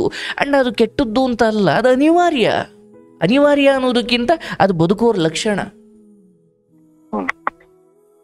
ನಿಮಗೂ ನಾನು ಅದೇ ಹೇಳ್ತಾ ಇದ್ದೀನಿ, ಹರಿಶ್ಚಂದ್ರನಂತೆ ರಾಜ್ಯ ಆಳೋದು ಗೊತ್ತಿರಬೇಕು, ಅದೇ ಹರಿಶ್ಚಂದ್ರನಂತೆ ಸ್ಮಶಾನ ಕಾಯೋದು ಗೊತ್ತಿರಬೇಕು. ಬಟ್ ವಿಷಯ ಏನಂದರೆ, ರಾಜ್ಯ ಆಳಬೇಕಾದ್ರೆ ನಿನಗೆ ಗೊತ್ತಿಲ್ಲದವರೆಲ್ಲ ನಿನ್ನ ಜೊತೆ ಮಂತ್ರಿಗಳಾಗಿ, ಸೇನಾಧಿಪತಿಗಳಾಗಿರ್ತಾರೆ. ಬಟ್ ಸ್ಮಶಾನಕ್ಕೆ ಬಂದಾಗ ಗೊತ್ತಿರೋರು ನಿನ್ನನ್ನು ದೂರ ಇಟ್ಬಿಡ್ತಾರೆ. ಹೌದು ಸರ್, ಇವಾಗ ಹಂಗೆ ಆಗ್ತಾ ಇರೋದು. ಅಂದ್ರೆ ನನ್ಗೆ ನಮ್ ರಿಲೇಟಿವ್ಸ್ ಎಲ್ಲ ನಾನ್ ಮಾತಾಡ್ತಾ ಇದ್ರೆ ಅವರೇ ಬಂದ್ ಮಾತಾಡ್ಸೋರು. ಈಗ ಯಾವಾಗ ನಮ್ಮ ಅಮ್ಮ ಸತ್ತೋದ್ರು, ಬಿಸ್ನೆಸ್ ಚೆನ್ನಾಗಿ ನಡೀತಾ ಇಲ್ಲ ಅಂತ ಗೊತ್ತಾಯ್ತು, ಅವ್ರ ಮುಖ ಭಾವನೆಯಲ್ಲೇ ನನ್ಗೆ ಅರ್ಥ ಆಗೋಗ್ಬಿಡುತ್ತೆ. ಇವ್ರು ನನ್ನ ಅವಾಯ್ಡ್ ಮಾಡ್ತಾರೆ, ನಾನು ಇವ್ರ ಹತ್ರ ಹೋಗಿ ಮಾತಾಡೋದು ಬೇಡ ಅನ್ನೋದು ಅವ್ರ ಮುಖ ಎಕ್ಸ್ಪ್ರೆಷನ್ ಅಲ್ಲೇ ಗೊತ್ತಾಗೋಗ್ಬಿಡುತ್ತೆ ಸರ್. ಆತರ ಆಗ್ತಾ ಇದೆ. ಆಗುತ್ತೆ ಅಂಥವೆಲ್ಲ ಸಹಜ. ಬಟ್ ಈಗ ನಾನು ಹೇಳೋದಪ್ಪ, ತಾಯಿ ಕಳ್ಕೊಂಡಿದೀಯ, ಹೆಂಡತಿಯನ್ನು ಮಗುವಂತೆ, ತಾಯಿಯಂತೆ ಕಾಣು, ಫೈನ್. ನೋಡಿ ಸರ್, ಜಗತ್ತು ವಿಶಾಲವಾಗಿದೆ, ಇವರು ಯಾರಿಗೂ ಕಾಣ್ದಂಗೆ ಎಲ್ಲೋ ಹೋಗಿ ಬದುಕಬಹುದು. ಆದರೆ ಮನಸ್ಸಲ್ಲಿ ನೆಮ್ಮದಿ ಇರಬೇಕು ಮೊದಲು. ಈಗ ನೀವೇನೋ ಜೂಜಾಟ ಆಡಿ ಮನೆಗೆ ಕೆಟ್ಟ ಹೆಸರು ತಂದು ಇಂಥದ್ದೇನೋ ಮಾಡಿ ತಂದೆ ನಿಮ್ಮನ್ನು ದೂರ ಇಟ್ಟಿದ್ರೆ, ಹೌದಪ್ಪ ನನ್ನ ತಂದೆ ಹಿಂಗೆ ಮಾಡಿಬಿಟ್ಟೆ ಅಂತ ನೀವು ಅಳ್ಬೋದಿತ್ತು. ನೀವು ಅಂಥದ್ದೇನೂ ಮಾಡಿಲ್ಲ, ನಿಮ್ಗೆ ಅದ್ರ ಬಗ್ಗೆ ತೃಪ್ತಿ ಇರಲಿ. ಹೌದು ಸರ್. ಯಾಕಂದರೆ ತಂದೆ ತಾಯಿ ತಲೆ ತಗ್ಸುವಂಥ ಕೆಲಸ ಮಾಡಿ ತಂದೆ ತಾಯಿ ನೇಣು ಹಾಕೊಳ್ಳೋ ಮಟ್ಟಿಗೆ ತಂದಿರೋ ಮಕ್ಕಳೇ ರಾಜಾರೋಷವಾಗಿ ಓಡಾಡ್ತಿರ್ಬೇಕಾದ್ರೆ, ಅಕಸ್ಮಾತ್ ಏನೋ ಒಂದು ಸ್ವಂತ ಮಾಡ್ಲಿಕ್ಕೆ ಹೋದ್ರೆ ಸ್ವಲ್ಪ ಕೈ ಸುಟ್ಕೊಂಡಿದ್ದೀರಿ, ಇಟ್ಸ್ ಓಕೆ. ಏನೋ ಅಪ್ಪ ಅಮ್ಮನ ಆಸ್ತಿಯನ್ನು ತಗೊಂಡೋಗಿ ಮಾರಿ ಅಥವಾ ಅವ್ರು ತಲೆ ತಗ್ಸುವಂತ ಕೆಲಸ ಏನು ಮಾಡಿಲ್ಲ. ಹೌದು ಸರ್. ಪ್ರಯತ್ನ ಮಾಡಿ, ನಿಮಗೆ ಮುಂದಿನ 3 ಅಥವಾ 5 ತಿಂಗಳ ಒಳಗಡೆ ನೀವು ಅಂದ್ಕೊಂಡ್ರ ಜಾಬ್ ಸಿಗುತ್ತೆ. ಬಟ್ ಆ ಮಧ್ಯೆ ನಿರುದ್ಯೋಗಿ ಆಗಿರುವುದಕ್ಕಿಂತ ನಾನು ಎಲ್ಲಿಗೆ ಹೋಗಬೇಕು ಅಂದ್ಕೊಂಡಿದ್ದೀನಿ ಅಲ್ಲಿಗೆ ಹೋಗ್ಲಿಕ್ಕೆ ಒಂದು ತಯಾರಿ ಮಾಡ್ಕೊಳ್ಬೇಕು. ಎಕ್ಸಾಮ್ ಇರೋದು 3 ತಿಂಗಳಾದಮೇಲೆ ಯಾವುದೋ ಒಂದು ಡೇಟ್ 3 ಗಂಟೆ ಬರೆಯೋ ಎಕ್ಸಾಮ್ಗೆ ನಾವು 1 ವರ್ಷ ತಯಾರಾಗ್ತೀವಿ, ಹೌದಲ್ಲ ಸರ್? ಹೌದು ಸರ್. ಜಗತ್ ಪ್ರಸಿದ್ಧ ಓಟಗಾರ, ವಿಶ್ವದ ಅತಿ ವೇಗದ ಓಟಗಾರ ಅನ್ಸ್ಕೊಳ್ಳೋ ಉಸೇನ್ ಬೋಲ್ಟ್ ಅವರು ಹೇಳ್ತಾರೆ, 9 ಸೆಕೆಂಡ್ಗಳ 100 ಮೀಟರನ್ನು ಓದಲಿಕ್ಕೆ ನಾನು 9 ವರ್ಷ ಪ್ರಾಕ್ಟೀಸ್ ಮಾಡಿದ್ದೀನಿ. ಜನಕ್ಕೆ 9 ಸೆಕೆಂಡ್ ಕಾಣುತ್ತೆ ಹೊರತು 9 ವರ್ಷ ನಾನೇನು ಕಷ್ಟಪಟ್ಟೆ ಅದನ್ನು ನೋಡೋದೇ ಇಲ್ಲ ಯಾರು ಅಂತ. ಹೌದು ಸರ್. ಒಬ್ಬ 100 ಮೀಟರ್ ಓಡೋಕೆ ಒಬ್ಬ 12 ಸೆಕೆಂಡ್ ತಗೊಳ್ಬಹುದು. ಉಸೇನ್ ಬೋಲ್ಟ್ ಅವರು 9 something seconds ಅಲ್ಲಿ ಮುಗಿಸಿದ್ದಾರೆ. ಅವರೇ ಜಗತ್ತಿನ ವೇಗದ ಓಟಗಾರರು. ಅವರು ಆ 100 ಮೀಟರ್ 9 ಸೆಕೆಂಡ್, ಒಲಿಂಪಿಕ್ಕಲ್ಲಿ 9 ಸೆಕೆಂಡ್ ಅದು ಚಿನ್ನದ ಪದಕ ಬರಲಿಕ್ಕೆ. ಬಟ್ ಅದಕ್ಕೆ ಎಷ್ಟು ತರಬೇತಿ, ಎಷ್ಟು ವರ್ಷ ತರಬೇತಿ ತಗೊಂಡಿರಬೇಕು. ಹಾಗೆ ರೊಟ್ಟಿ ಅಮ್ಮ ಅಡುಗೆ ಮನೆಯಿಂದ ರೊಟ್ಟಿ ತಗೊಳಪ್ಪ ಅಂತ ತಂದು ಕೊಡ್ತಿರೋದು ಮಾತ್ರ ಕಾಣ್ತಾ ಇದೆ.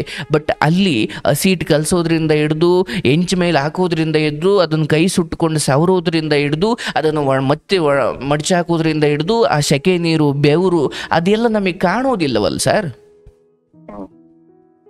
ಹೌದು. ಜಗತ್ತು ನಿನ್ನ ಗೆಲುವನ್ನು ಬಯಸುತ್ತೆ.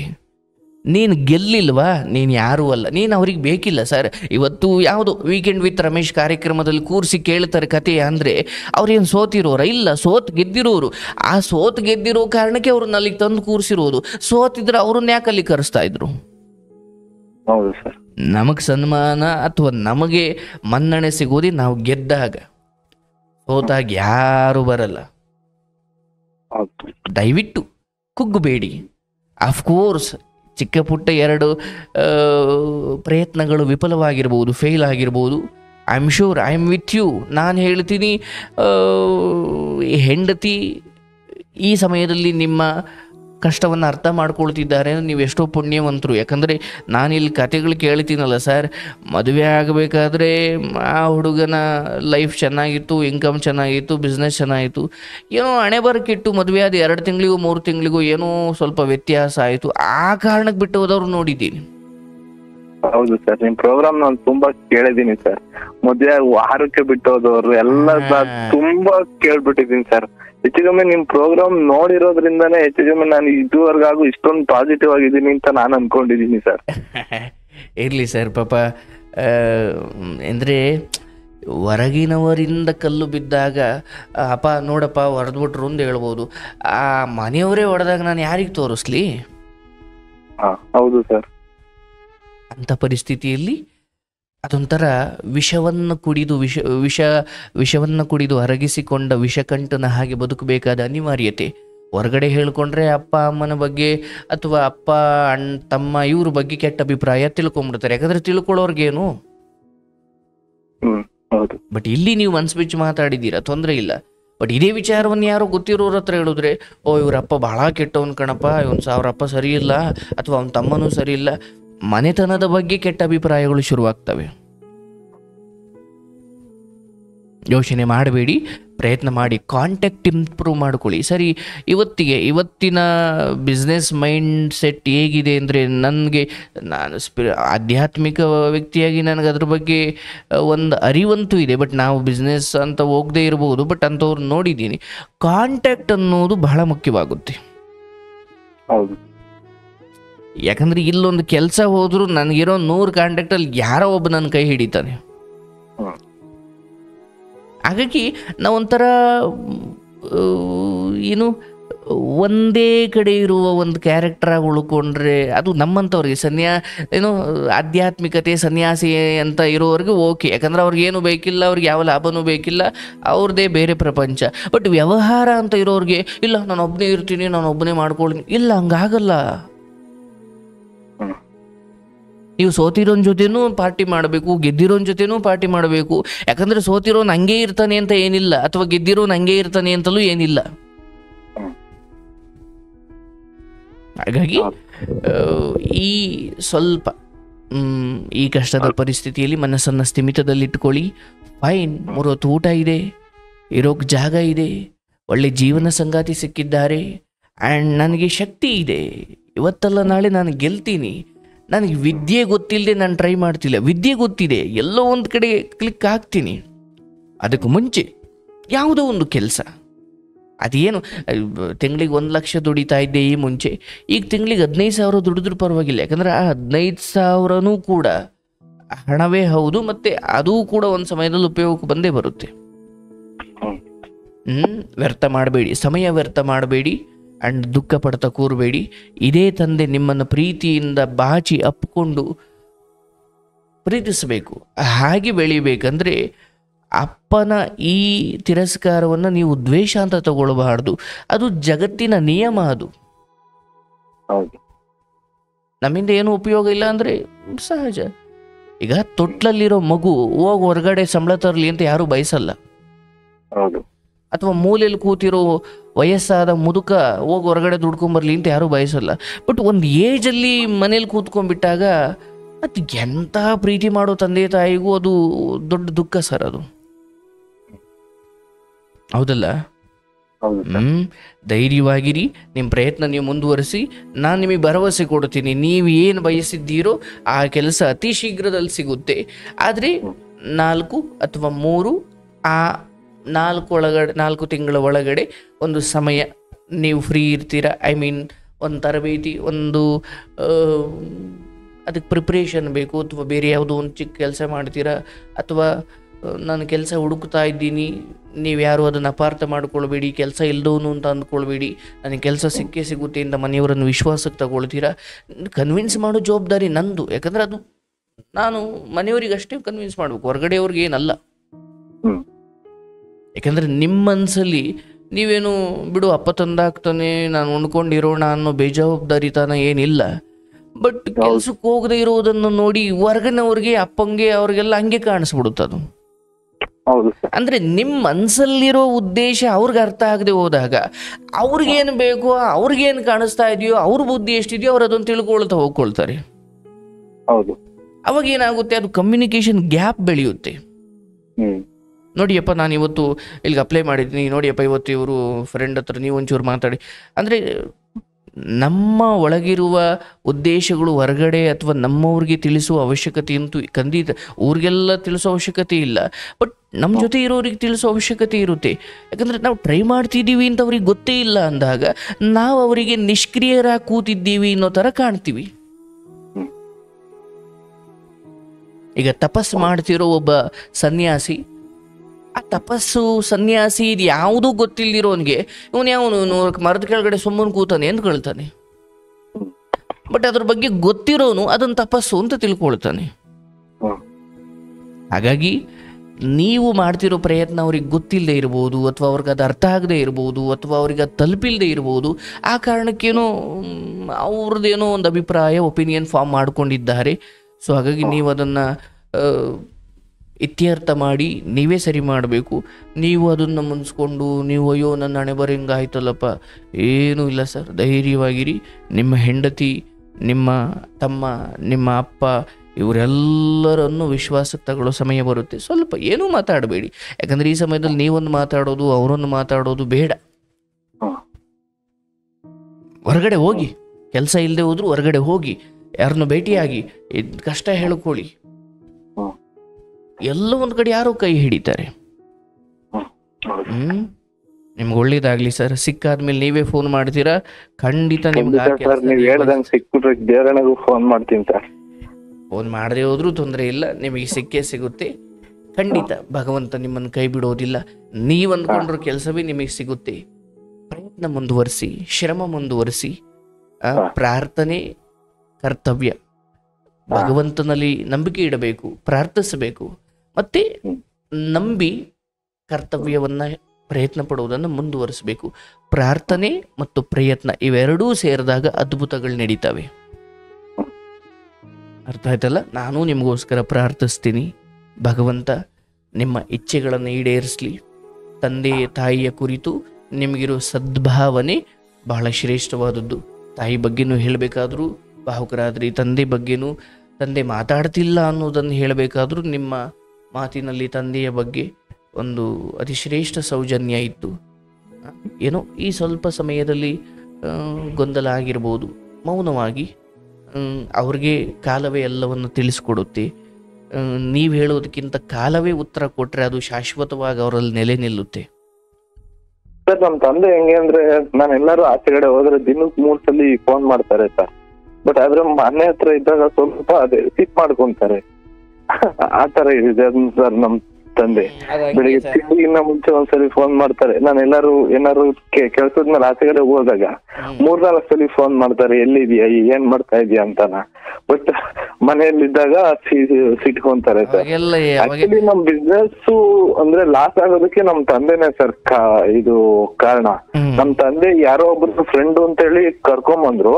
ಅವ್ರಿಗೆ ನಾವು ಐಟಮ್ ಕೊಟ್ಟು ಸರ್ 5-6 ತಿಂಗಳು ಸ್ಟಾರ್ಟಿಂಗು. ಅದಾದ್ಮೇಲೆ ಒಂದ್ಸಲಿ ಏನಾಯ್ತು ಅಂದ್ರೆ 1.5 ಲಕ್ಷ ರೂಪಾಯಿ ಐಟಮ್ ತಗೊಂಡು ನಾನು ಇದ್ದೆ ಅವತ್ತು. 1.5 ಲಕ್ಷ ರೂಪಾಯಿ ಐಟಮ್ ನ ಕೊಟ್ಟೋ ಸರ್ ಸಾಲ ಅಂತ ಹೇಳಿ. ನಾನ್ ನಮ್ ತಂದೆ ಮೇಲೆ ನಂಬಿಕೆ ಇಟ್ಟು ಕೊಟ್ಟೆ.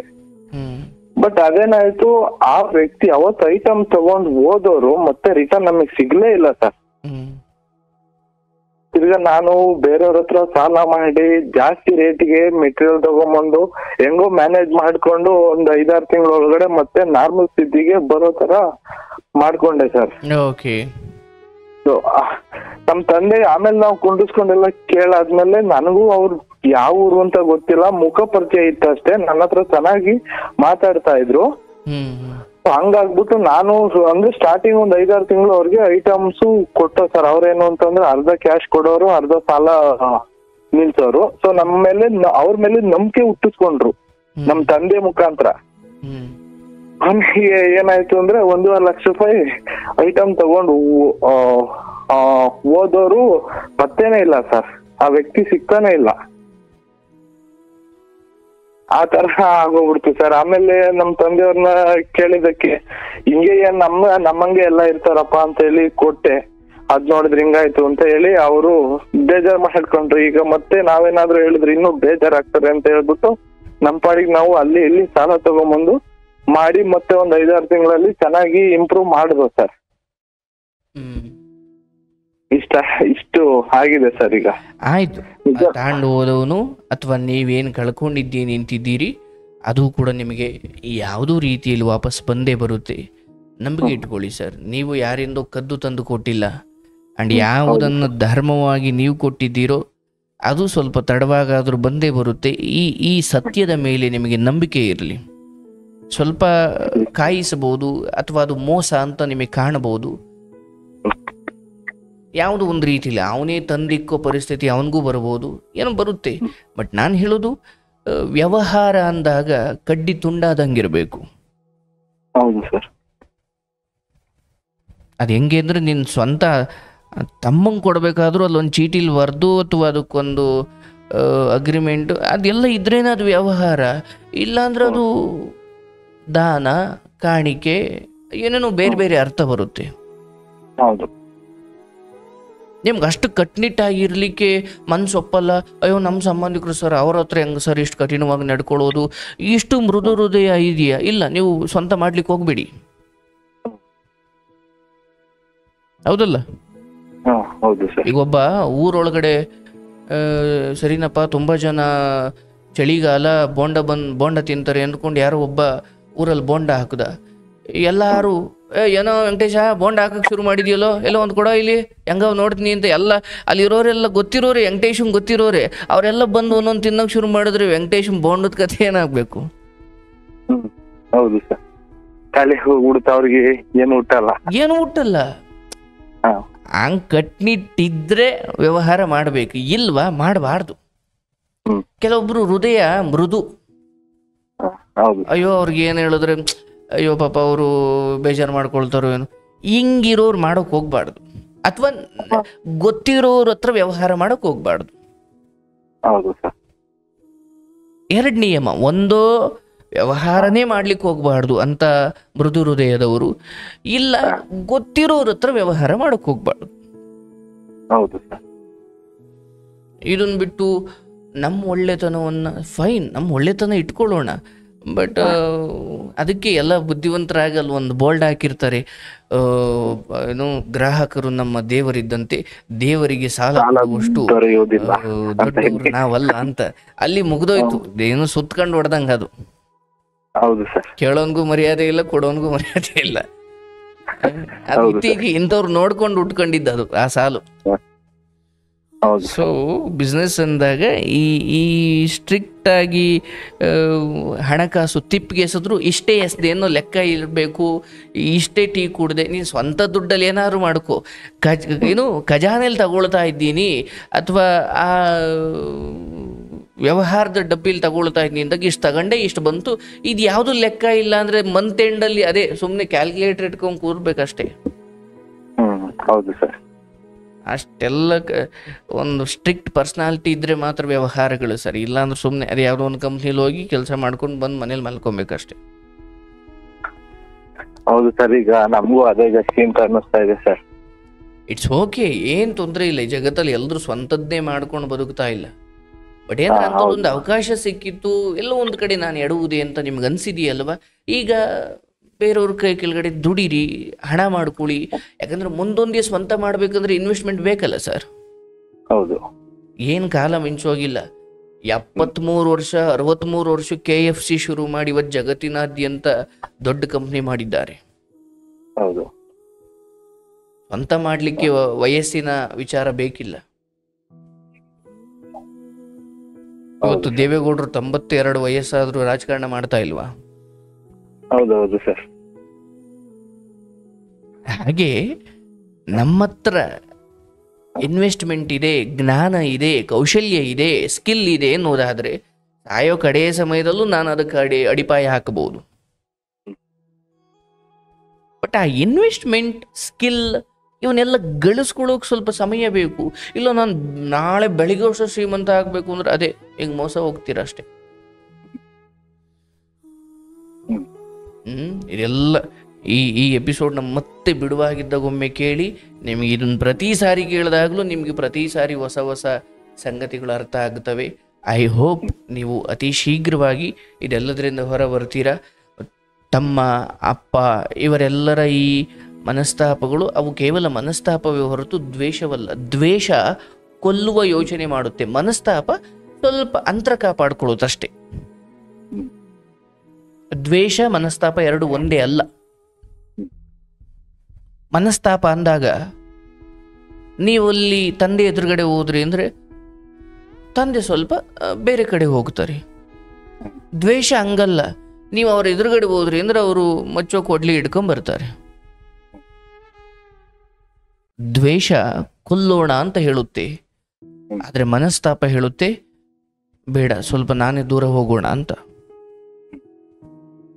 ಹಾಗಾಗಿ ಮನಸ್ತಾಪಗಳು ಇವತ್ತಲ್ಲ ನಾಳೆ ಅವು ಹೊರಟೋಗ್ತವೆ, ದ್ವೇಷ ಅಷ್ಟು ಬೇಗ ಹೋಗಲ್ಲ. ಹಾಗಾಗಿ ನಿಮ್ಮ ತಂದೆ ನಿಮ್ಮ ತಮ್ಮ ಇವ್ರ ಜೊತೆ ಇರೋದು ಒಂದು ಚಿಕ್ಕ ಮನಸ್ತಾಪವೇ ಹೊರತು ಅದು ದ್ವೇಷ ಅಲ್ಲ. ಅರ್ಥ ಆಯ್ತಲ್ಲ? ನಿಮ್ಗೆ ಒಳ್ಳೇದಾಗಲಿ. ಈ ದಿನ ನಾನು ಸಂಪೂರ್ಣ ಮನಸ್ಸಿನಿಂದ ಹಾರೈಸ್ತೀನಿ. ಭಗವಂತ ನಿಮ್ಮ ಇಷ್ಟಾರ್ಥಗಳನ್ನು ಈಡೇರಿಸ್ತಾನೆ. ಅದ್ರ ಬಗ್ಗೆ ನಿಮಗೆ ಭರವಸೆ ಇರಲಿ. ನೀವೇ ಫೋನ್ ಮಾಡಿ ಹೇಳ್ತೀರಾ, ಆ ದಿನ ಅತೀ ಶೀಘ್ರವಾಗಿ ಬರುತ್ತೆ. ಪ್ರಯತ್ನ ಮುಂದುವರಿಸಿ. ಆ್ಯಂಡ್ ಇವರೆಲ್ಲರ ಮಾತುಗಳನ್ನು ಒಂದು ಅನುಭವ, ಒಂದು ಪಾಠವಾಗಿ ತಗೊಳ್ಳಿ ಅಷ್ಟೇ. ಸರಿ ಸರ್, ಆಯ್ತು. ಓಕೆ,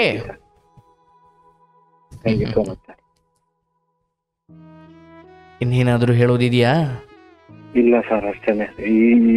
ಈಗ ನಿಮ್ಮ ಹತ್ರ ಮಾತಾಡೋದಕ್ಕೆ ಖುಷಿ ಆಗ್ತಾ ಇದೆ ಸರ್. ಈ ಖುಷಿ ಕಂಟ್ರೋಲ್ ಹಾಕಿ ಇನ್ನೂ 2 days ಬೇಕಾಗುತ್ತೆ ಸರ್. ಅಯ್ಯೋ ಹೌದು ಸರ್.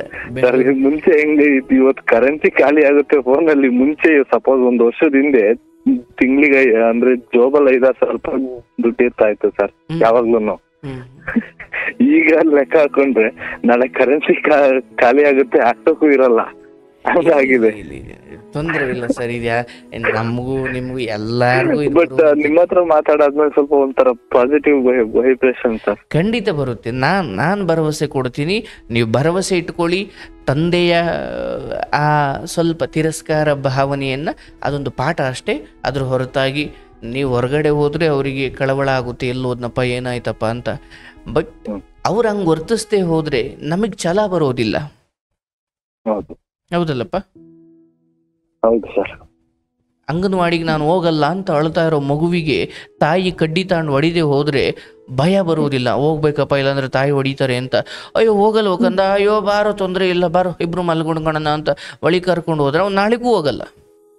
ಹೌದು. ಅರ್ಥಾತ್ ಕೆಲವೊಮ್ಮೆ ಹೊಡೆತಗಳು, ಸ್ವಲ್ಪ ಮುಖ ಸಿಂಡ್ರಿಸ್ಕೊಳ್ಳೋದು, ಅಂತರ ಕಾಪಾಡಿಕೊಳ್ಳೋದು, ಇವೆಲ್ಲ ಛಲ ಹುಟ್ಟಲಿಕ್ಕೆ ಕಾರಣ ಆಗ್ತವೆ. ನನ್ನೇ ಮಾತಾಡಿಸ್ಲಿಲ್ಲ ಸರ್ ಆ ಪ್ರೋಗ್ರಾಮಲ್ಲಿ. ನಾನು ಮದುವೆಗೆ ಹೋಗಿದ್ದೆ ಸರ್, ನನ್ನ ಕೆಲಸ ಇಲ್ಲ ಅಥವಾ ನನಗೊಂದೊಳ್ಳೆ ಇನ್ಕಮ್ ಇಲ್ಲ, ನಾನು ಇನ್ನೂ ನನ್ನ ಕಾಲ ಮೇಲೆ ನಾನು ನಿಂತಿಲ್ಲ ಅಂತ ಯಾವ ಸಂಬಂಧಿಕರು ಮಾತಾಡಿಸ್ಲಿಲ್ಲ ಸರ್. ನನಗೆ ಛಲ ಬಂತು ಸರ್, ನಾನು ದುಡ್ದೆ. ಯಾವ ಸಂಬಂಧಿಕರು ಮದುವೆಗೂ ಹೋಗ್ತಿರಲಿಲ್ಲ ಸರ್, ನಾನು ದುಡ್ದೆ. ಇವತ್ತು ನನ್ನ ನೋಡ್ಕೊಂಡು ಅವರೆಲ್ಲ ಬರ್ತಾರೆ ಸರ್. ಅಂದರೆ ಇವತ್ತು ಇವ್ನು ಹಿಂಗೆ ಹೇಳ್ತಿದ್ದ ಅನ್ನಲ್ಲ, ಇದಕ್ಕೆ ಕಾರಣ ಆಗಿದ್ದೆ ಅವತ್ತು ಅವ್ರು ಯಾರೂ ಮಾತಾಡಿಸ್ಲಿಲ್ವಲ್ಲ, ಅದೇ ಕಾರಣ. ಈ ನೋವು ಕೊಡೋ, ಅವಮಾನ ಮಾಡೋ ಈ ವಿಚಾರಗಳು ನಡೀದೇ ಹೋಗಿದ್ರೆ ಈ ಜಗತ್ತಲ್ಲಿ ಎಷ್ಟೋ ಸಾಧನೆಗಳು ಆಗ್ತಾನೆ ಇರಲಿಲ್ಲ ಸರ್. ಹಾಗಾಗಿ ಇವನ್ನೆಲ್ಲ ಜೀವನದ ಶಾಶ್ವತ ಸೋಲು ಅಲ್ಲ, ಇವೆಲ್ಲ ಒಂದು ಅನುಭವ. That's great. ನಿಮ್ಗೆ ಒಳ್ಳೇದಾಗಲಿ. ನಿಮ್ಮ ಮನಸ್ಥಿತಿ, ನಿಮ್ಮ ಪ್ರಬುದ್ಧತೆ ಬಹಳ ಅದ್ಭುತವಾಗಿದೆ. ನಿಮ್ಗೆ ಇನ್ನಷ್ಟು ಒಳ್ಳೇದಾಗಲಿ. ನಾವಂತೂ ನಿಮ್ಮ ಜೊತೆ ಇರ್ತೀವಿ. God bless you. Thank you sir. ಒಳ್ಳೇದಾಗಲಿ. ಈಶ್ವರ ಪರಮಾತ್ಮ. ನೋಡಿ, ಇವ್ರ ಕಡೆಯಲ್ಲಿ ಒಂದು ಮಾತು ಹೇಳಿದ್ರು. ಇದಕ್ಕೆ ಮುಂಚೆ ನನ್ನ ಜೇಬಲ್ಲಿ 5-6 ಸಾವಿರ ದುಡ್ಡು ಯಾವಾಗಲೂ ಇರ್ತಿತ್ತು ಸರ್. ಈ ಕರೆನ್ಸಿ ಖಾಲಿ ಆಗಿದ್ರೆ ಹಾಕ್ಸ್ಲಿಕ್ಕೆ ದುಡ್ಡಿಲ್ಲ ಅಂತ. ಪಾಪ ನೋಡಿ, ಅವ್ರು ಹಂಗೆ ಹೇಳ್ಬೇಕಾದ್ರೆ ಅವ್ರ ಮನಸ್ಸಲ್ಲಿ ನೋವಿದೆ ನಿಜ. ಆದರೆ ಬದುಕು ಹೀಗೆ ಇರುವುದಿಲ್ಲ ಅನ್ನೋದಕ್ಕೆ ಅದೊಂದು ಉದಾಹರಣೆ. ಯಾವಾಗಲೂ ಜೇಬಲ್ಲಿ 5 ಸಾವಿರ ಇರ್ತಿದ್ದು ಒಂದು ಕಾಲ. ಈಗ ಕರೆನ್ಸಿ ಖಾಲಿ ಆದರೆ ಹಾಕಿಸ್ಕೊಳ್ಳೋಕ್ಕೂ ದುಡ್ಡಿಲ್ಲದೆ ಇರೋದು ಒಂದು ಕಾಲ. ಪರಿವರ್ತನೆ. ಹಾಗಾಗಿ ಇವತ್ತು ಸ್ವಲ್ಪ ಜೇಬಲ್ಲಿ ದುಡ್ಡಿದೆ ಅನ್ನೋದಾದರೆ ಮೆರಿಬೇಡಿ. ಮತ್ತೆ ಇಲ್ಲ ಸರ್ ನಾನು ಇವತ್ತಿಗೂ ಬಡವನಾಗೇ ಇದ್ದೀನಿ ಅಂದರೆ ಕುಗ್ಗಬೇಡಿ. ಮತ್ತೆ ಬರುತ್ತೆ, ನಿಮ್ಮ ಕಾಲವೂ ಬರುತ್ತೆ. ನಿಮ್ಮ ಸಮಯ ಬಂದಾಗ ಮೆರಿಬಾರ್ದು, ನಿಮ್ಮ ವಿರುದ್ಧದ ಸಮಯ ಬಂದಾಗ ಕುಗ್ಗಬಾರ್ದು. ಬೆಳಗಾಗಿದೆ ಅಂದರೆ ರಾತ್ರಿ ಆಗಲೇಬೇಕು, ರಾತ್ರಿ ಆಗಿದೆ ಅಂದರೆ ಮತ್ತೆ ಬೆಳಗಾಗಲೇಬೇಕು. ಈ ರಾತ್ರಿ ನಂತರ ಹಗಲು, ಹಗಲಿನ ನಂತರ ರಾತ್ರಿ, ಹಾಗೆ ಸುಖದ ನಂತರ ದುಃಖ, ದುಃಖದ ನಂತರ ಸುಖ, ಇದಿದ್ದೆ. ನಿಮ್ಗೆ ಒಳ್ಳೇದಾಗಲಿ.